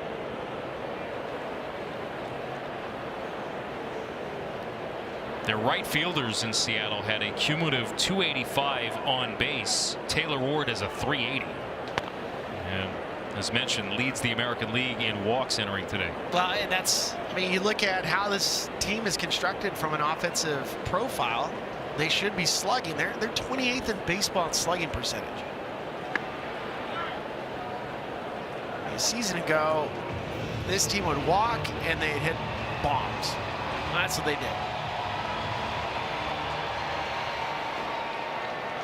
Can they figure out Drew Rasmussen? Can they get to this Tampa Bay bullpen, which is not an easy thing to deal with either? That's strike 3 down the pipe. 11 in a row retired by Rasmussen. 1 gone in the home half of the 6th. As we take a look at some of the other action from around the league, Sierra Santos in the studio. What do you got? Update from our earlier Apple TV game from Arlington. Rangers trailing 1-0 in the bottom of the 6th until Jock Peterson goes deep, his 21st of the season. They're keeping pace, the Rangers, in the wild card races. Alex and Spilly, back to you. All right, Sierra. Yeah, Texas won, Minnesota won, Cleveland won.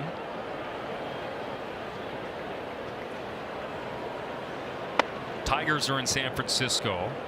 So Seattle, they want to keep pace with the rest of the wild card and in the AL West, where the Rangers are now only a game back.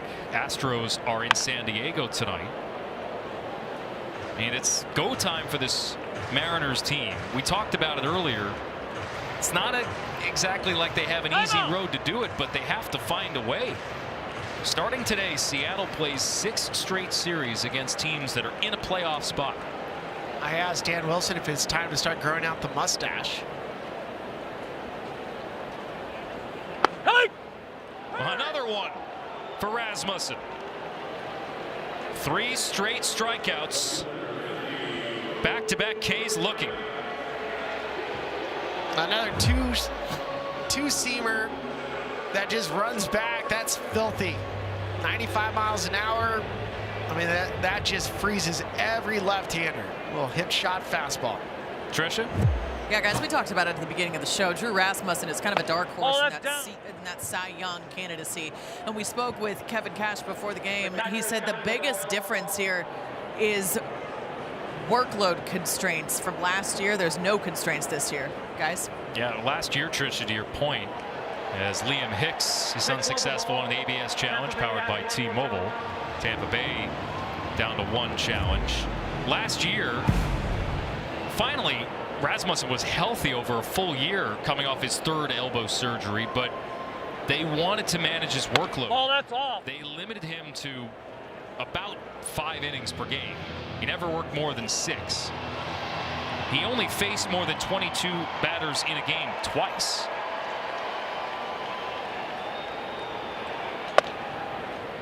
around the corner to a Rosarena. All-star now for the second straight year, Rasmussen, leading the American League in walks and hits per innings pitched. We go back to your spill the beans from earlier. Everything is clicking for the Seattle area native.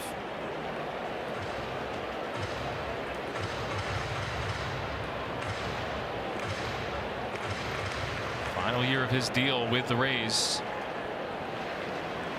Putting together another terrific season. Rosarena takes on the outer half. This is where you see the frustration for some of the Mariners hitters not having a challenge. It would have been a strike. Drew's getting so much run with that two-seamer. I don't know what to do with it.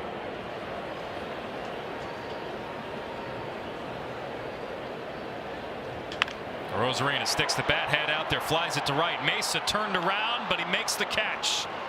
And it's 13 in a row retired by Rasmussen. Seattle stymied once again.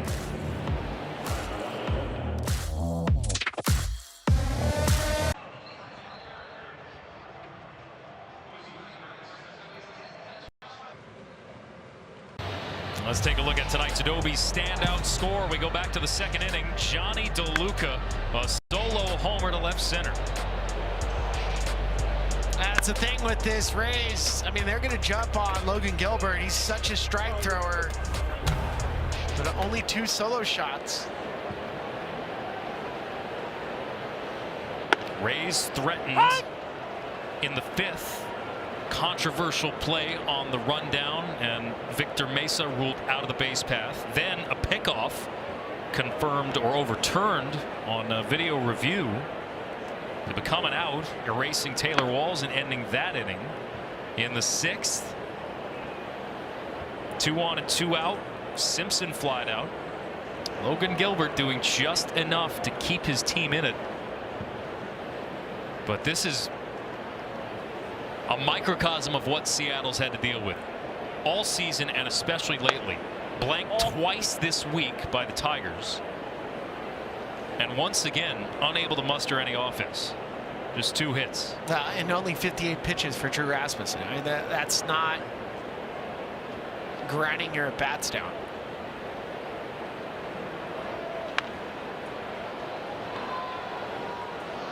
"15 innings now without a run for Seattle." And I was here last year when Cal Raleigh hit 60, and when the Mariners clinched the division, this place was rocking. Well, that's in.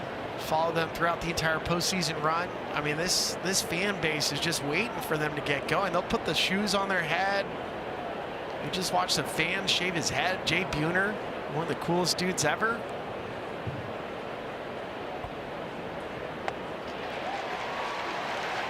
No. 1 gone here in the 7th as DeLuca strikes out.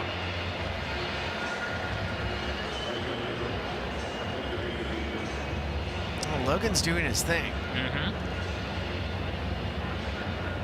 Recorded his 1,000th career strikeout in Tampa Bay 2 starts ago in front of friends and family. Very big moment for him. He said if he couldn't do it here at home, that was the next best place. The 5th Mariners pitcher to reach 1,000 career strikeouts. The other 4 names. Got it. Timeout. Legends: Felix Hernandez, Randy Johnson, Jamie Moyer, Mark Langston. Logan Gilbert was the fastest out of those 5 to do that.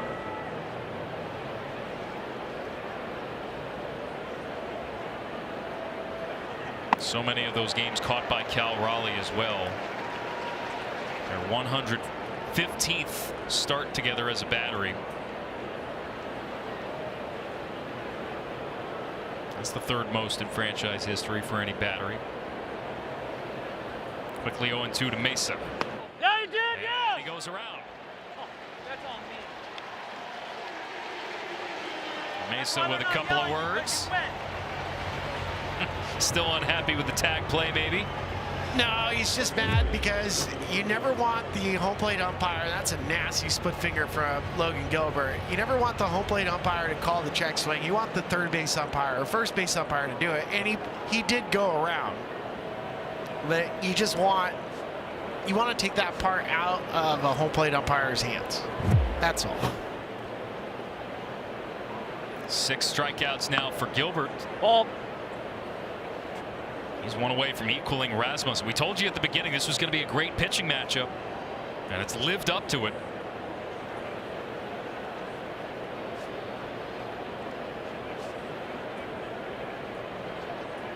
Richie Palacios here. Ball.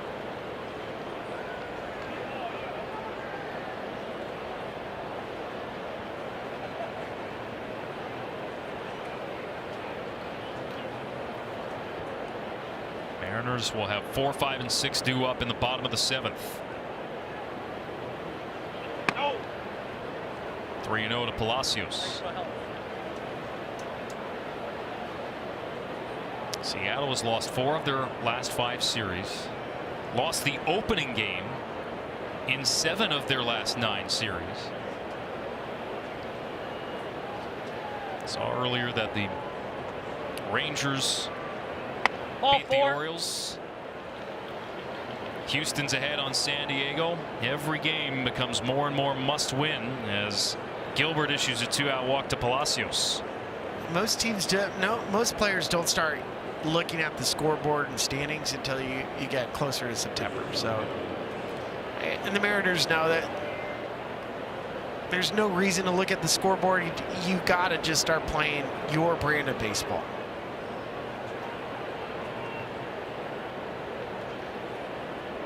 A lot of long faces, a lot of grumbling going on from the fans here in Seattle.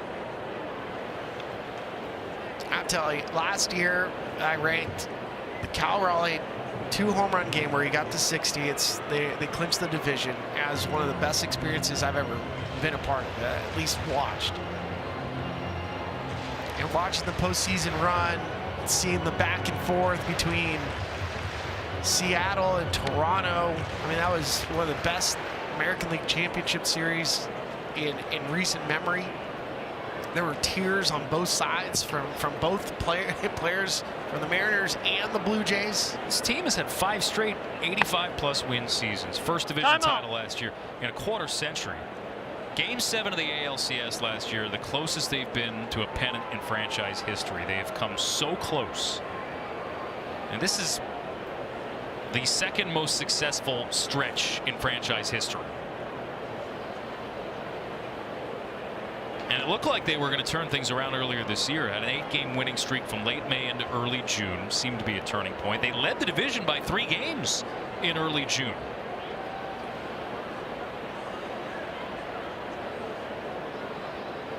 Seattle still has yet to get to the World Series. Ball, that's in. Meanwhile, Gilbert has lost the strike zone. That one a borderline pitch. Could have challenged had they had any left. They burned their last one in the 4th inning.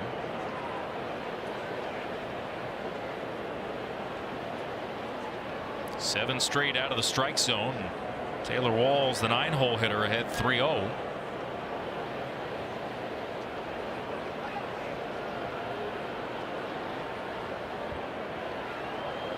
Timeout. Here we go.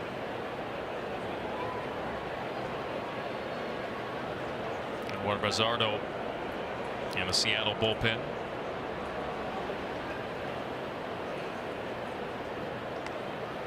This kicks in front of Raleigh. It's ball 4 anyway. Back-to-back 2-out walks, and the lineup will turn over. Now let's see what Dan Wilson decides to do. He's going to go to get Logan Gilbert. He'll depart with 2 outs in the 7th.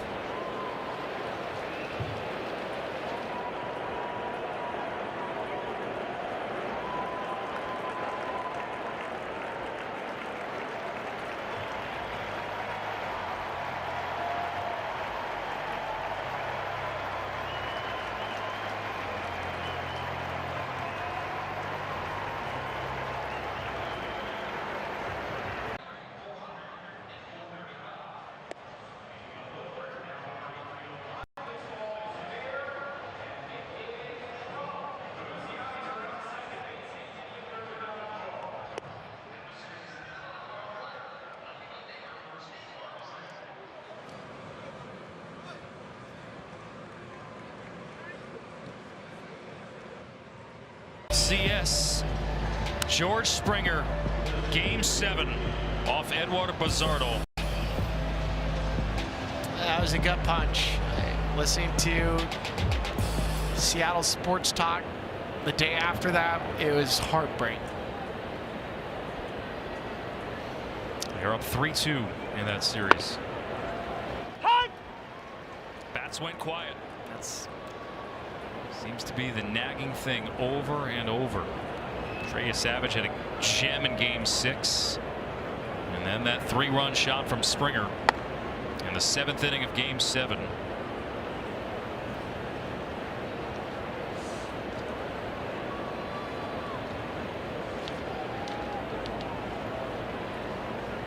Yandy Diaz looking to tack on to the Tampa Bay lead.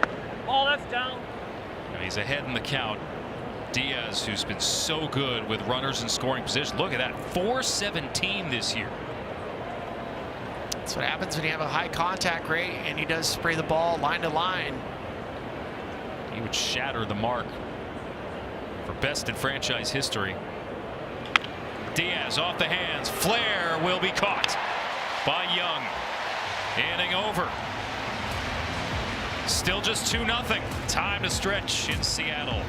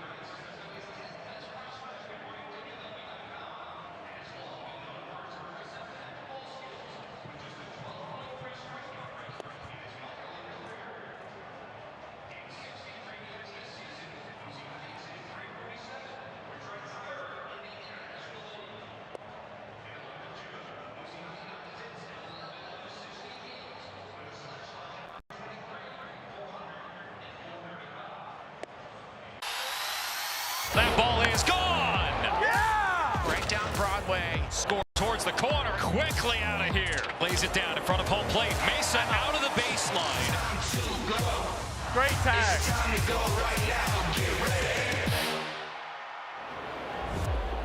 We welcome you back to Friday Night Baseball on Apple TV. 2-0 Tampa Bay. Game 1 of a 3-game series between the Rays and the Mariners. Drew Rasmussen continues to mow them down. Tampa Bay 22 innings without a run allowed. Seattle 15 innings without a run scored. And Rasmussen, I still look at where he's at in terms of pitch count. He's at 84 pitches. Very efficient.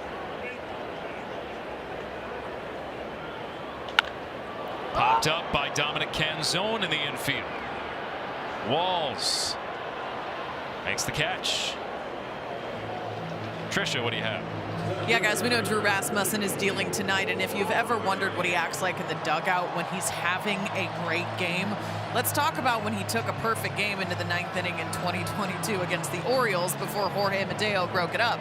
I remember asking him about it afterwards and what he's like in the dugout when he's absolutely dealing as he is tonight. He said during that near perfect game, guys stopped talking to him in the dugout due to the perfect game bid. He said, I don't like that. It makes me so uncomfortable. He said, be normal. I want to talk when I come back to the dugout. So don't expect him to be uptight in the dugout between innings when things are going well, guys. No, he's been dealing tonight. 7 strikeouts now.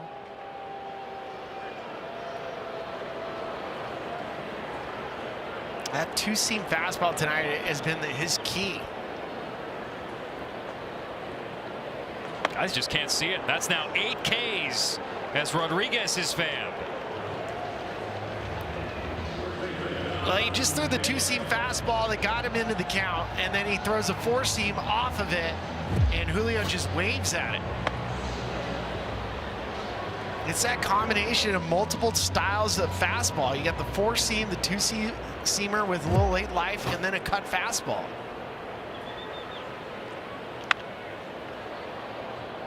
Josh Naylor now 15 in a row retired by Rasmussen, who now with those 8 strikeouts is up to 130 on the season. That is a new career high for a single season.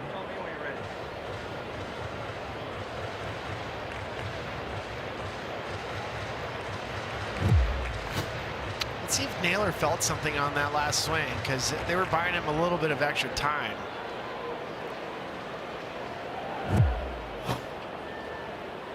He's without a homer his last 42 games. By far the longest stretch of his career. Yeah, his last homer was in June.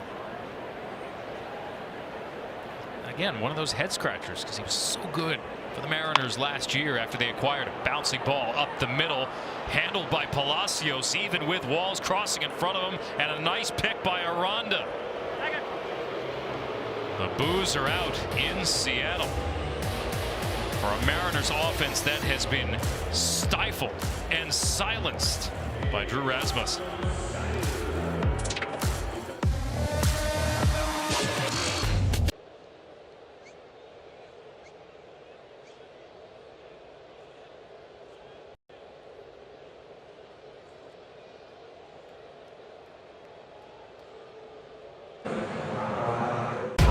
Baseball on Apple TV is brought to you by Best Western Hotels and Resorts. Like a trip, make the most of it at bestwestern.com. Alex Faust, Ryan Spielborg's here with you. We're seeing a great pitching performance tonight. 2 of them, really. 2 of them. Logan Gilbert for the Mariners was fantastic.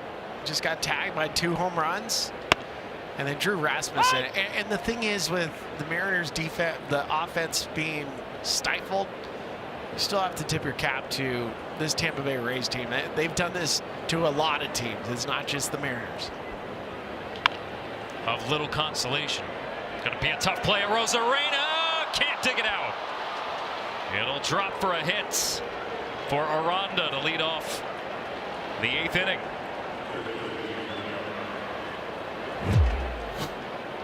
He just soft serves it into left field. You see Randy giving chase. It's right under his glove. That would have been an amazing play for Randy.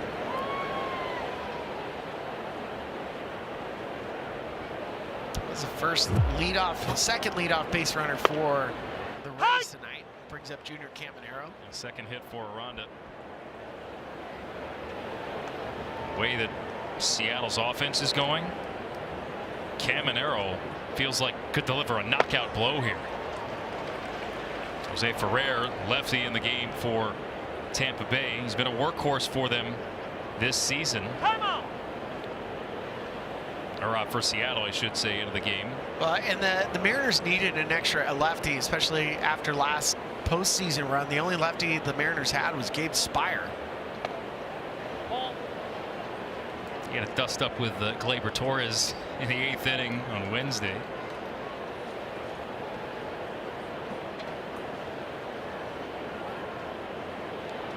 Caminero right back up the box. Young steps on the bag for 1 and throws to first for the double play.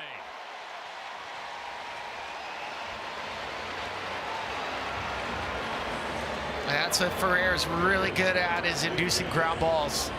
And the ball off his bat from Junior Caminero, 116 miles an hour, but makes no difference if you hit it on the ground.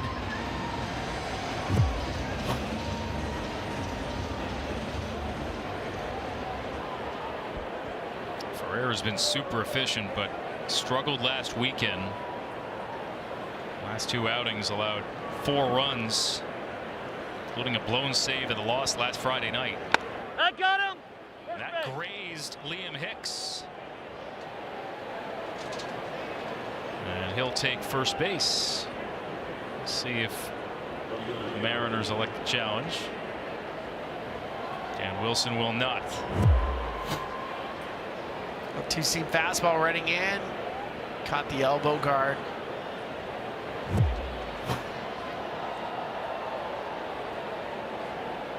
There's Chandler Simpson. 3 flyouts to left field tonight.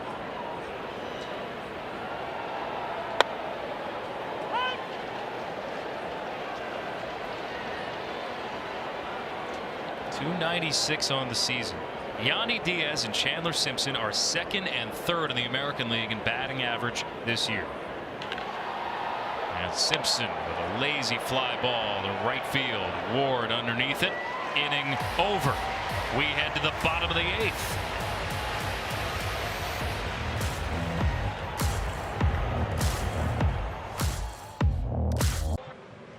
The night presented by Blue Moon. Drew Rasmussen.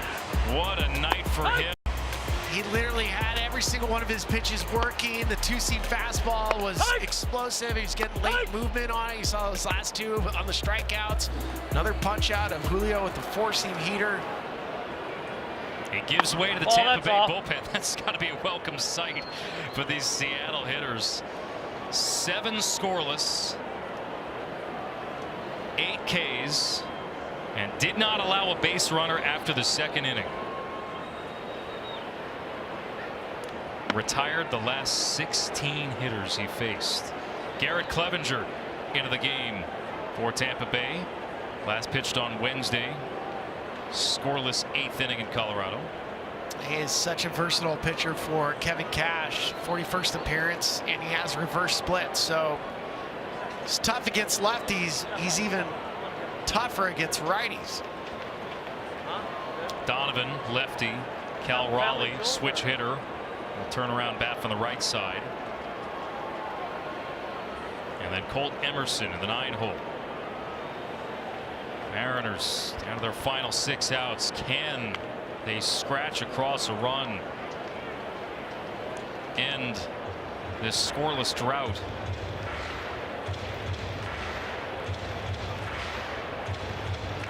$39,468 in attendance tonight. Not much to cheer about. Nope. I got him. And that grazed Donovan. Leadoff man aboard, and the first base runner for the Mariners since the 2nd inning.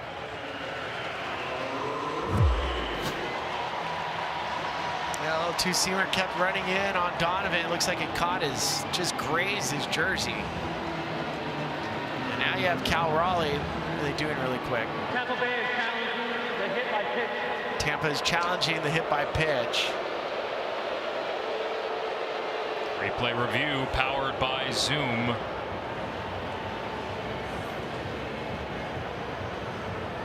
Even if it catches a little bit of the jersey, that is still a hit by pitch.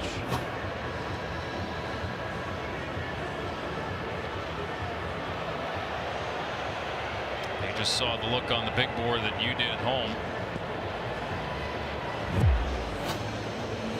I think it stands.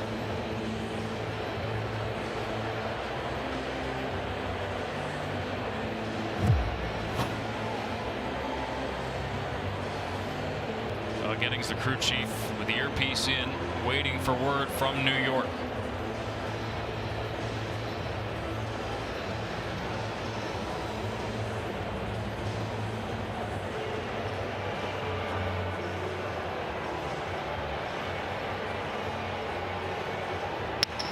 Here's the call.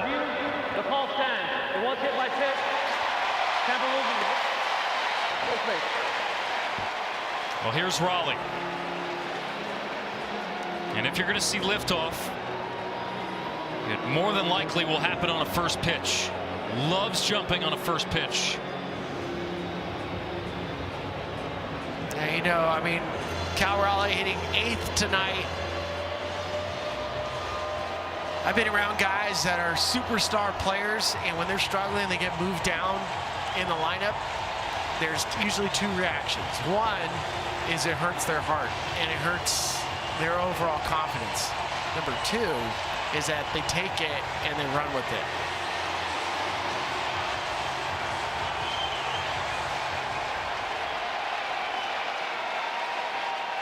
Crowd wants it.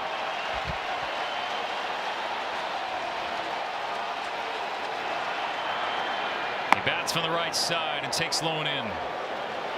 Well, Mariners fans are on their feet. They want to see it.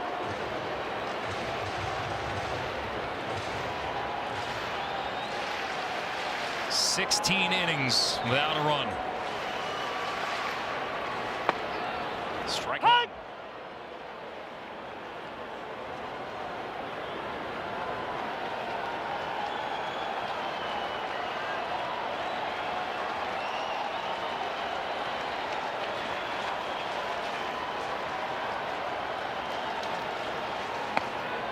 Two and one. Well, to righties, Clevenger throws his slider 63% of the time. The league's hitting 152. Throws a four-seam off of that. The league's hitting 056. The righties are. Pulled the string there. Got Raleigh out in front. There's that slider. He's throwing it all the time, especially down and into righties, and then he throws a four-seam off of it up. Pointed out, bat speed for Cal Raleigh is not a problem. It's the same as it was a year ago.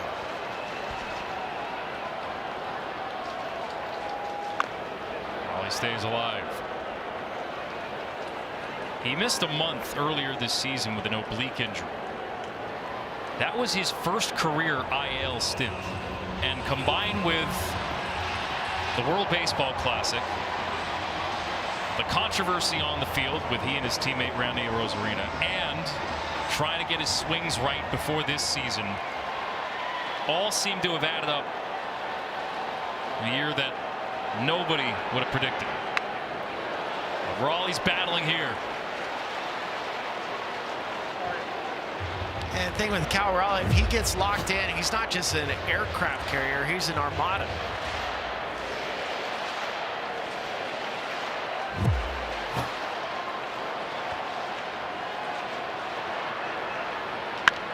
Raleigh pops it up. Right side of the infield. Palacios is there.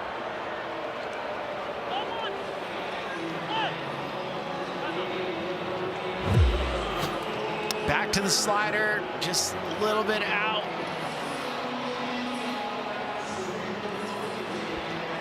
I'm sure Mariners fans have seen that face all season long. It's just trying to figure out how to get right. It's got to be maddening.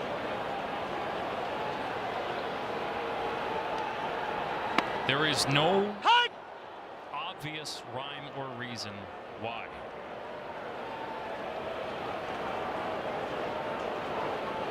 Which probably makes it even worse.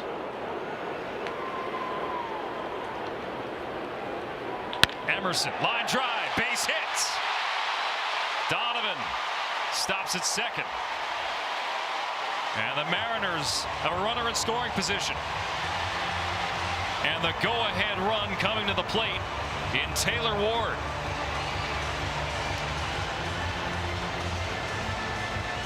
Kevin Cash out of the dugout. Clevenger a bit all over the map. And with the lineup turning over, Tampa Bay will go back to their bullpen.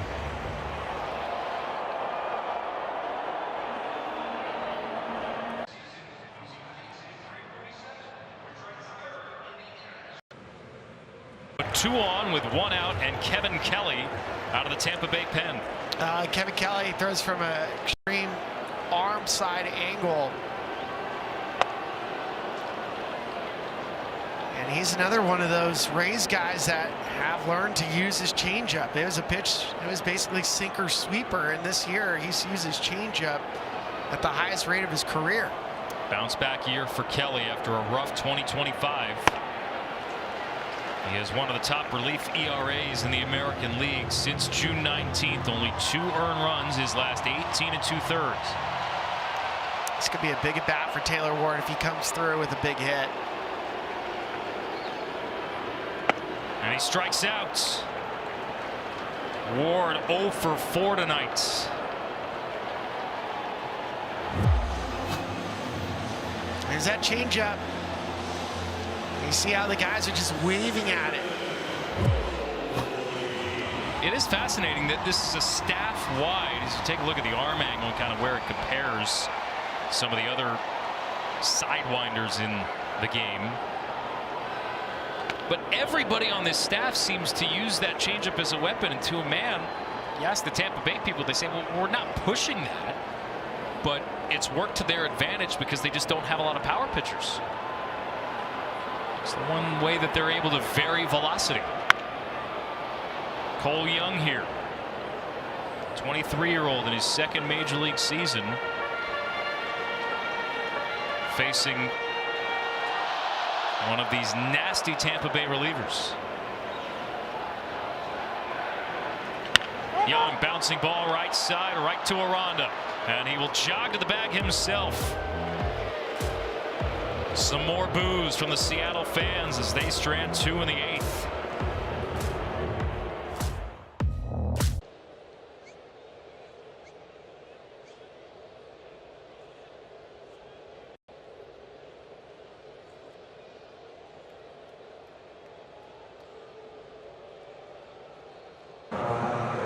From jerseys and memorabilia to hats and hoodies, MLB Shop has you covered this season. Go to MLBshop.com, your official source for your favorite team gear.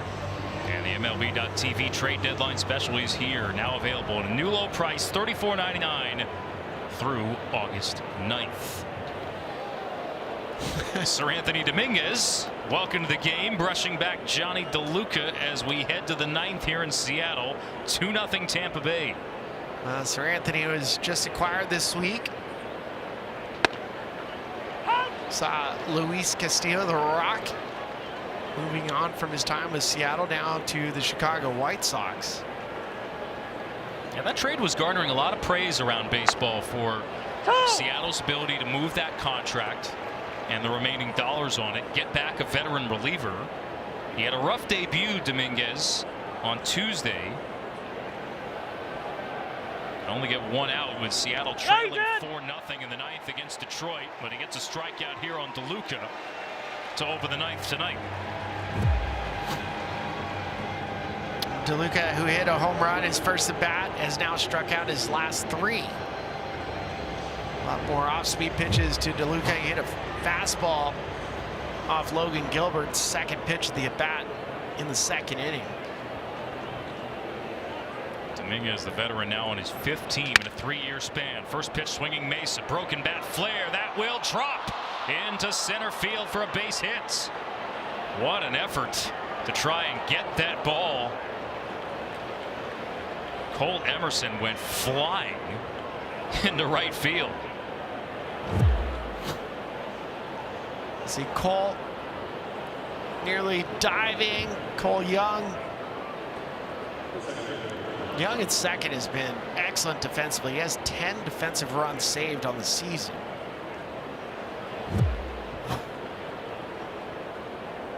So Mesa is aboard with 1 out in the 9th.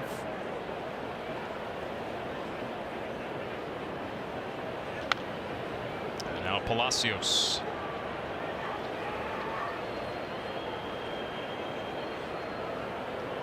The Mariners in the bottom of the 9th inning will have 3, 4, 5. Just feels like rinse and repeat. Inexplicably. And as you mentioned earlier, you tip your cap to Rasmussen. Logan Gilbert made 2 mistakes tonight. That's the difference of the game. Solo homers for DeLuca and Aranda. That's it. Tampa Bay 2 runs on 6 hits. Seattle no runs, just 3 hits. And Brian Baker warming in the Rays bullpen. There's been a remarkable story for them. Closer for the Rays. Leads baseball with 32 saves on the season.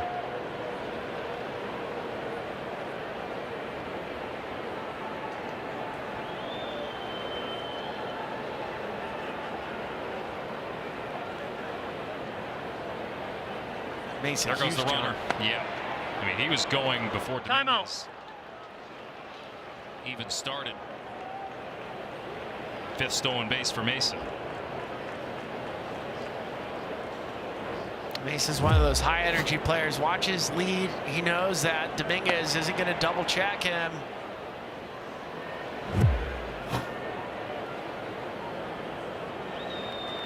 That's all. 3 balls and a strike to Palacios.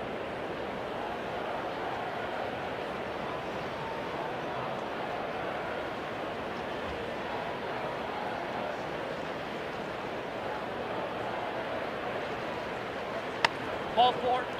And he'll draw a walk. And this is what I talk about with this Rays offense. The bottom of the lineup, you look at the batting averages, 211 for Victor Mesa, 226 for Richie Palacios, Taylor Walls 214, but they all have on-base percentages over 300.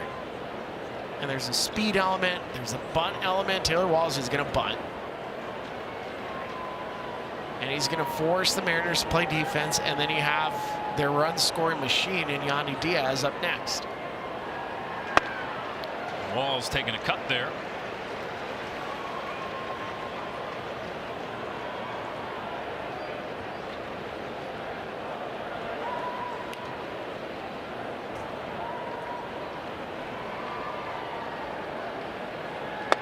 Another. And he cuts on and misses. Yeah, it looks like Taylor's trying to hit it on the left side of the infield because it's wide open. Cole Emerson is right behind Victor Mesa at second base. You can see that left side of the infield, and Walls is just trying to chop it over there.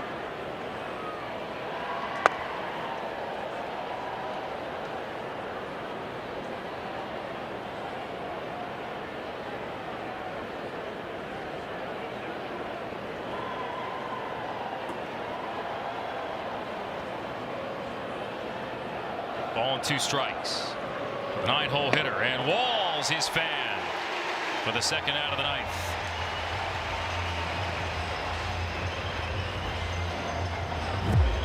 There's Sir Anthony with that split finger. It's just tumbling straight down. Really nice pitch because of the last couple feet.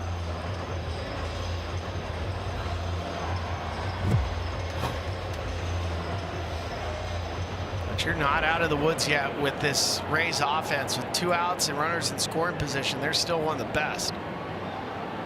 266 batting average on the season. That's ridiculous.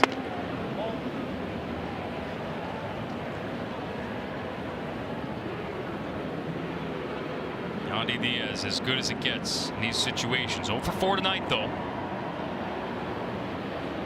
He had a pop out with a couple aboard then, and he flies one to right. Ward underneath it. And we head to the bottom of the 9th. Heart of the order, 2 up for Seattle.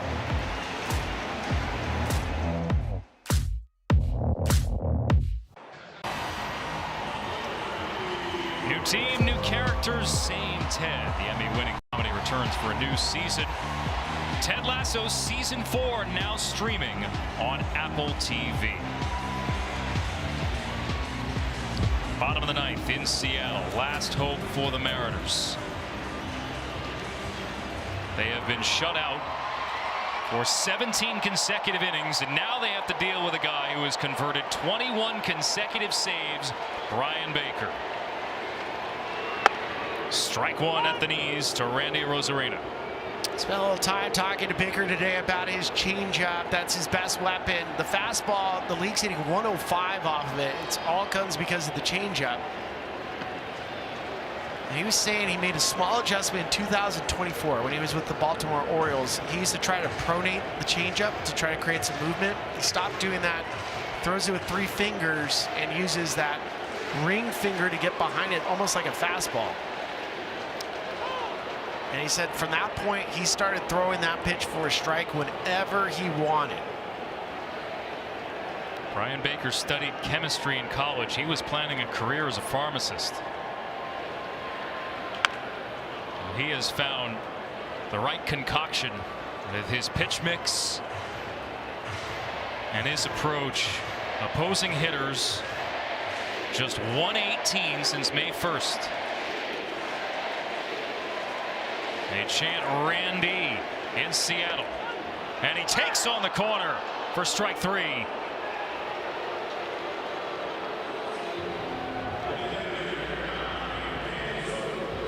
That's now 9 punch-outs of the Mariners. They wanted this pitch up, but it runs inside. No challenges remaining for Seattle, but it wouldn't have mattered. That was a strike at 97 miles an hour.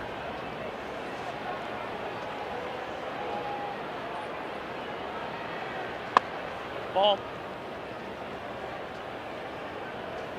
Dominic Canzone now leads the Mariners in homers, 3rd on the team in RBI.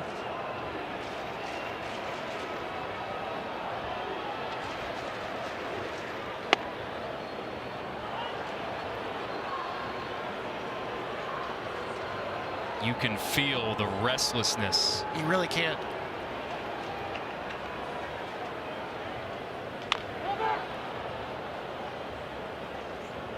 Back to the beginning of the year for this Mariners team. High hopes after getting within 1 game of the pennant.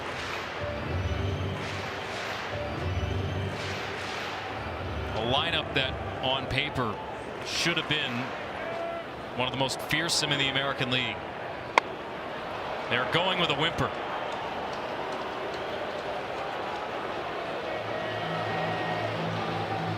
And again, regardless of what the standings say, and Seattle's very much in this right now, they have to start taking care of their own business.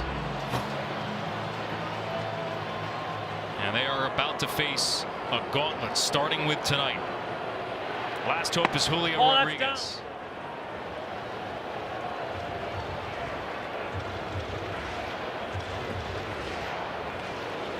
They've lost 16 of 25, Seattle.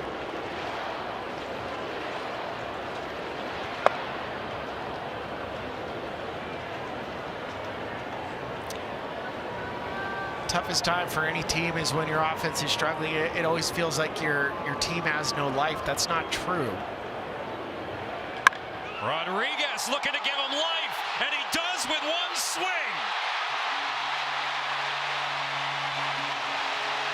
Finally, down to their final out, the Mariners are on the board.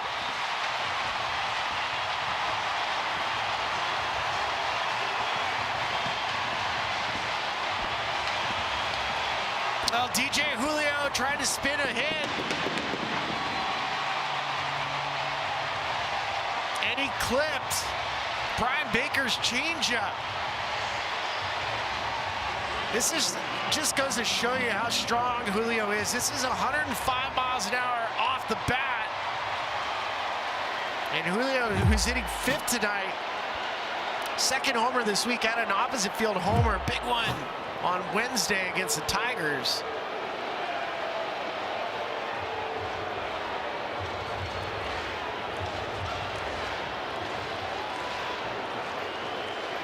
Now Naylor.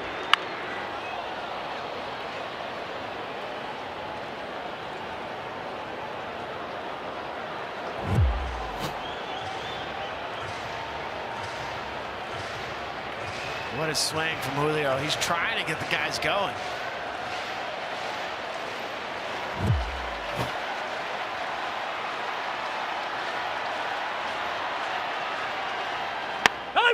Strike 3 called, ball game over. Josh Naylor frozen. And the Tampa Bay machine keeps on rolling. 2-1 the final, and the Rays are now 23 games over 500.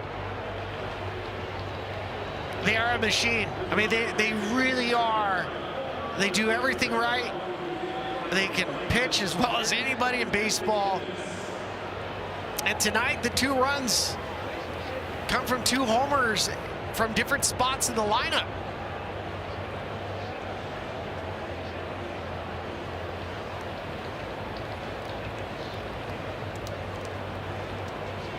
Not the homestand the Mariners wanted to have.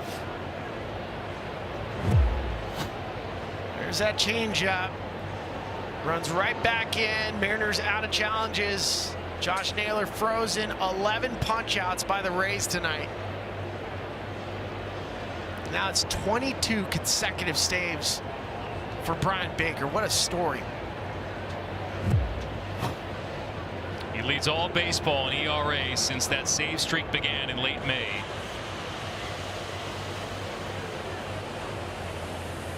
And another frustrating night for Seattle. It took them 17 consecutive innings before they could finally get a run. As we take a look at tonight's PNC play of the game, Drew Rasmussen, bottom of the 2nd inning. Cole Emerson struck out with the bases loaded. Who would have known at the time that would have been the biggest out of the game? Drew Rasmussen down to the field with Tricia Whitaker. All right, Drew, you absolutely silenced this offense. Every single pitch was working so well for you. How did you feel? Felt great. We needed to make some mechanical adjustments early to get back in zone, but other than that, things went pretty well.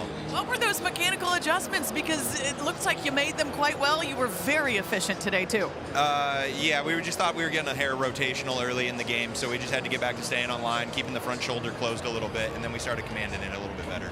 Drew, that was your first time working with Hicks, I believe. How was he behind the dish for you? Fantastic. I mean, you know, we were able to navigate our way out of a little bit of trouble early, but I mean, after that, you know, he did an incredible job. What's gone into this season for you? We were speaking with Kevin Cash about it, and he said there's no limit on the workload for you this season, and he also talked about that changeup that you implemented 6 weeks into the season. Yeah, I mean, it's been a big pitch for me. I mean, it just frees me up to do what I want to do, which are the 3 fastballs. So it gives me a little bit more wiggle room to make some mistakes here and there, but also it's something else that hitters have to honor. When you're out on the mound and you know you have the run support that this team gives you, does that give you a superpower as a pitcher? Yeah, I mean, it makes life a lot easier, right? You have the understanding that, hey, if I give up 1 or 2 here or there, we're going to be okay. What's so special about this team, Drew? You're on top of the division and you have wowed the entire league this year. I mean, we just have fun playing together. Every single day is a joy to come to the field, and I mean, we're youth. We got so much youth, and they bring so much energy day in and day out. It keeps all the older guys, you know, up. It keeps all the energy up for the older guys, and I mean, it's just been so much fun so far, and we're excited to keep it going. Drew, we love that. Congratulations. Thank you so much for the time. Yeah, thank you very much. Guys, back to you. Another gem from Rasmussen in his homecoming from just south of Seattle. Boy, did he put together a spectacular pitching performance tonight. The Mariners held at bay again, 2-1 the final.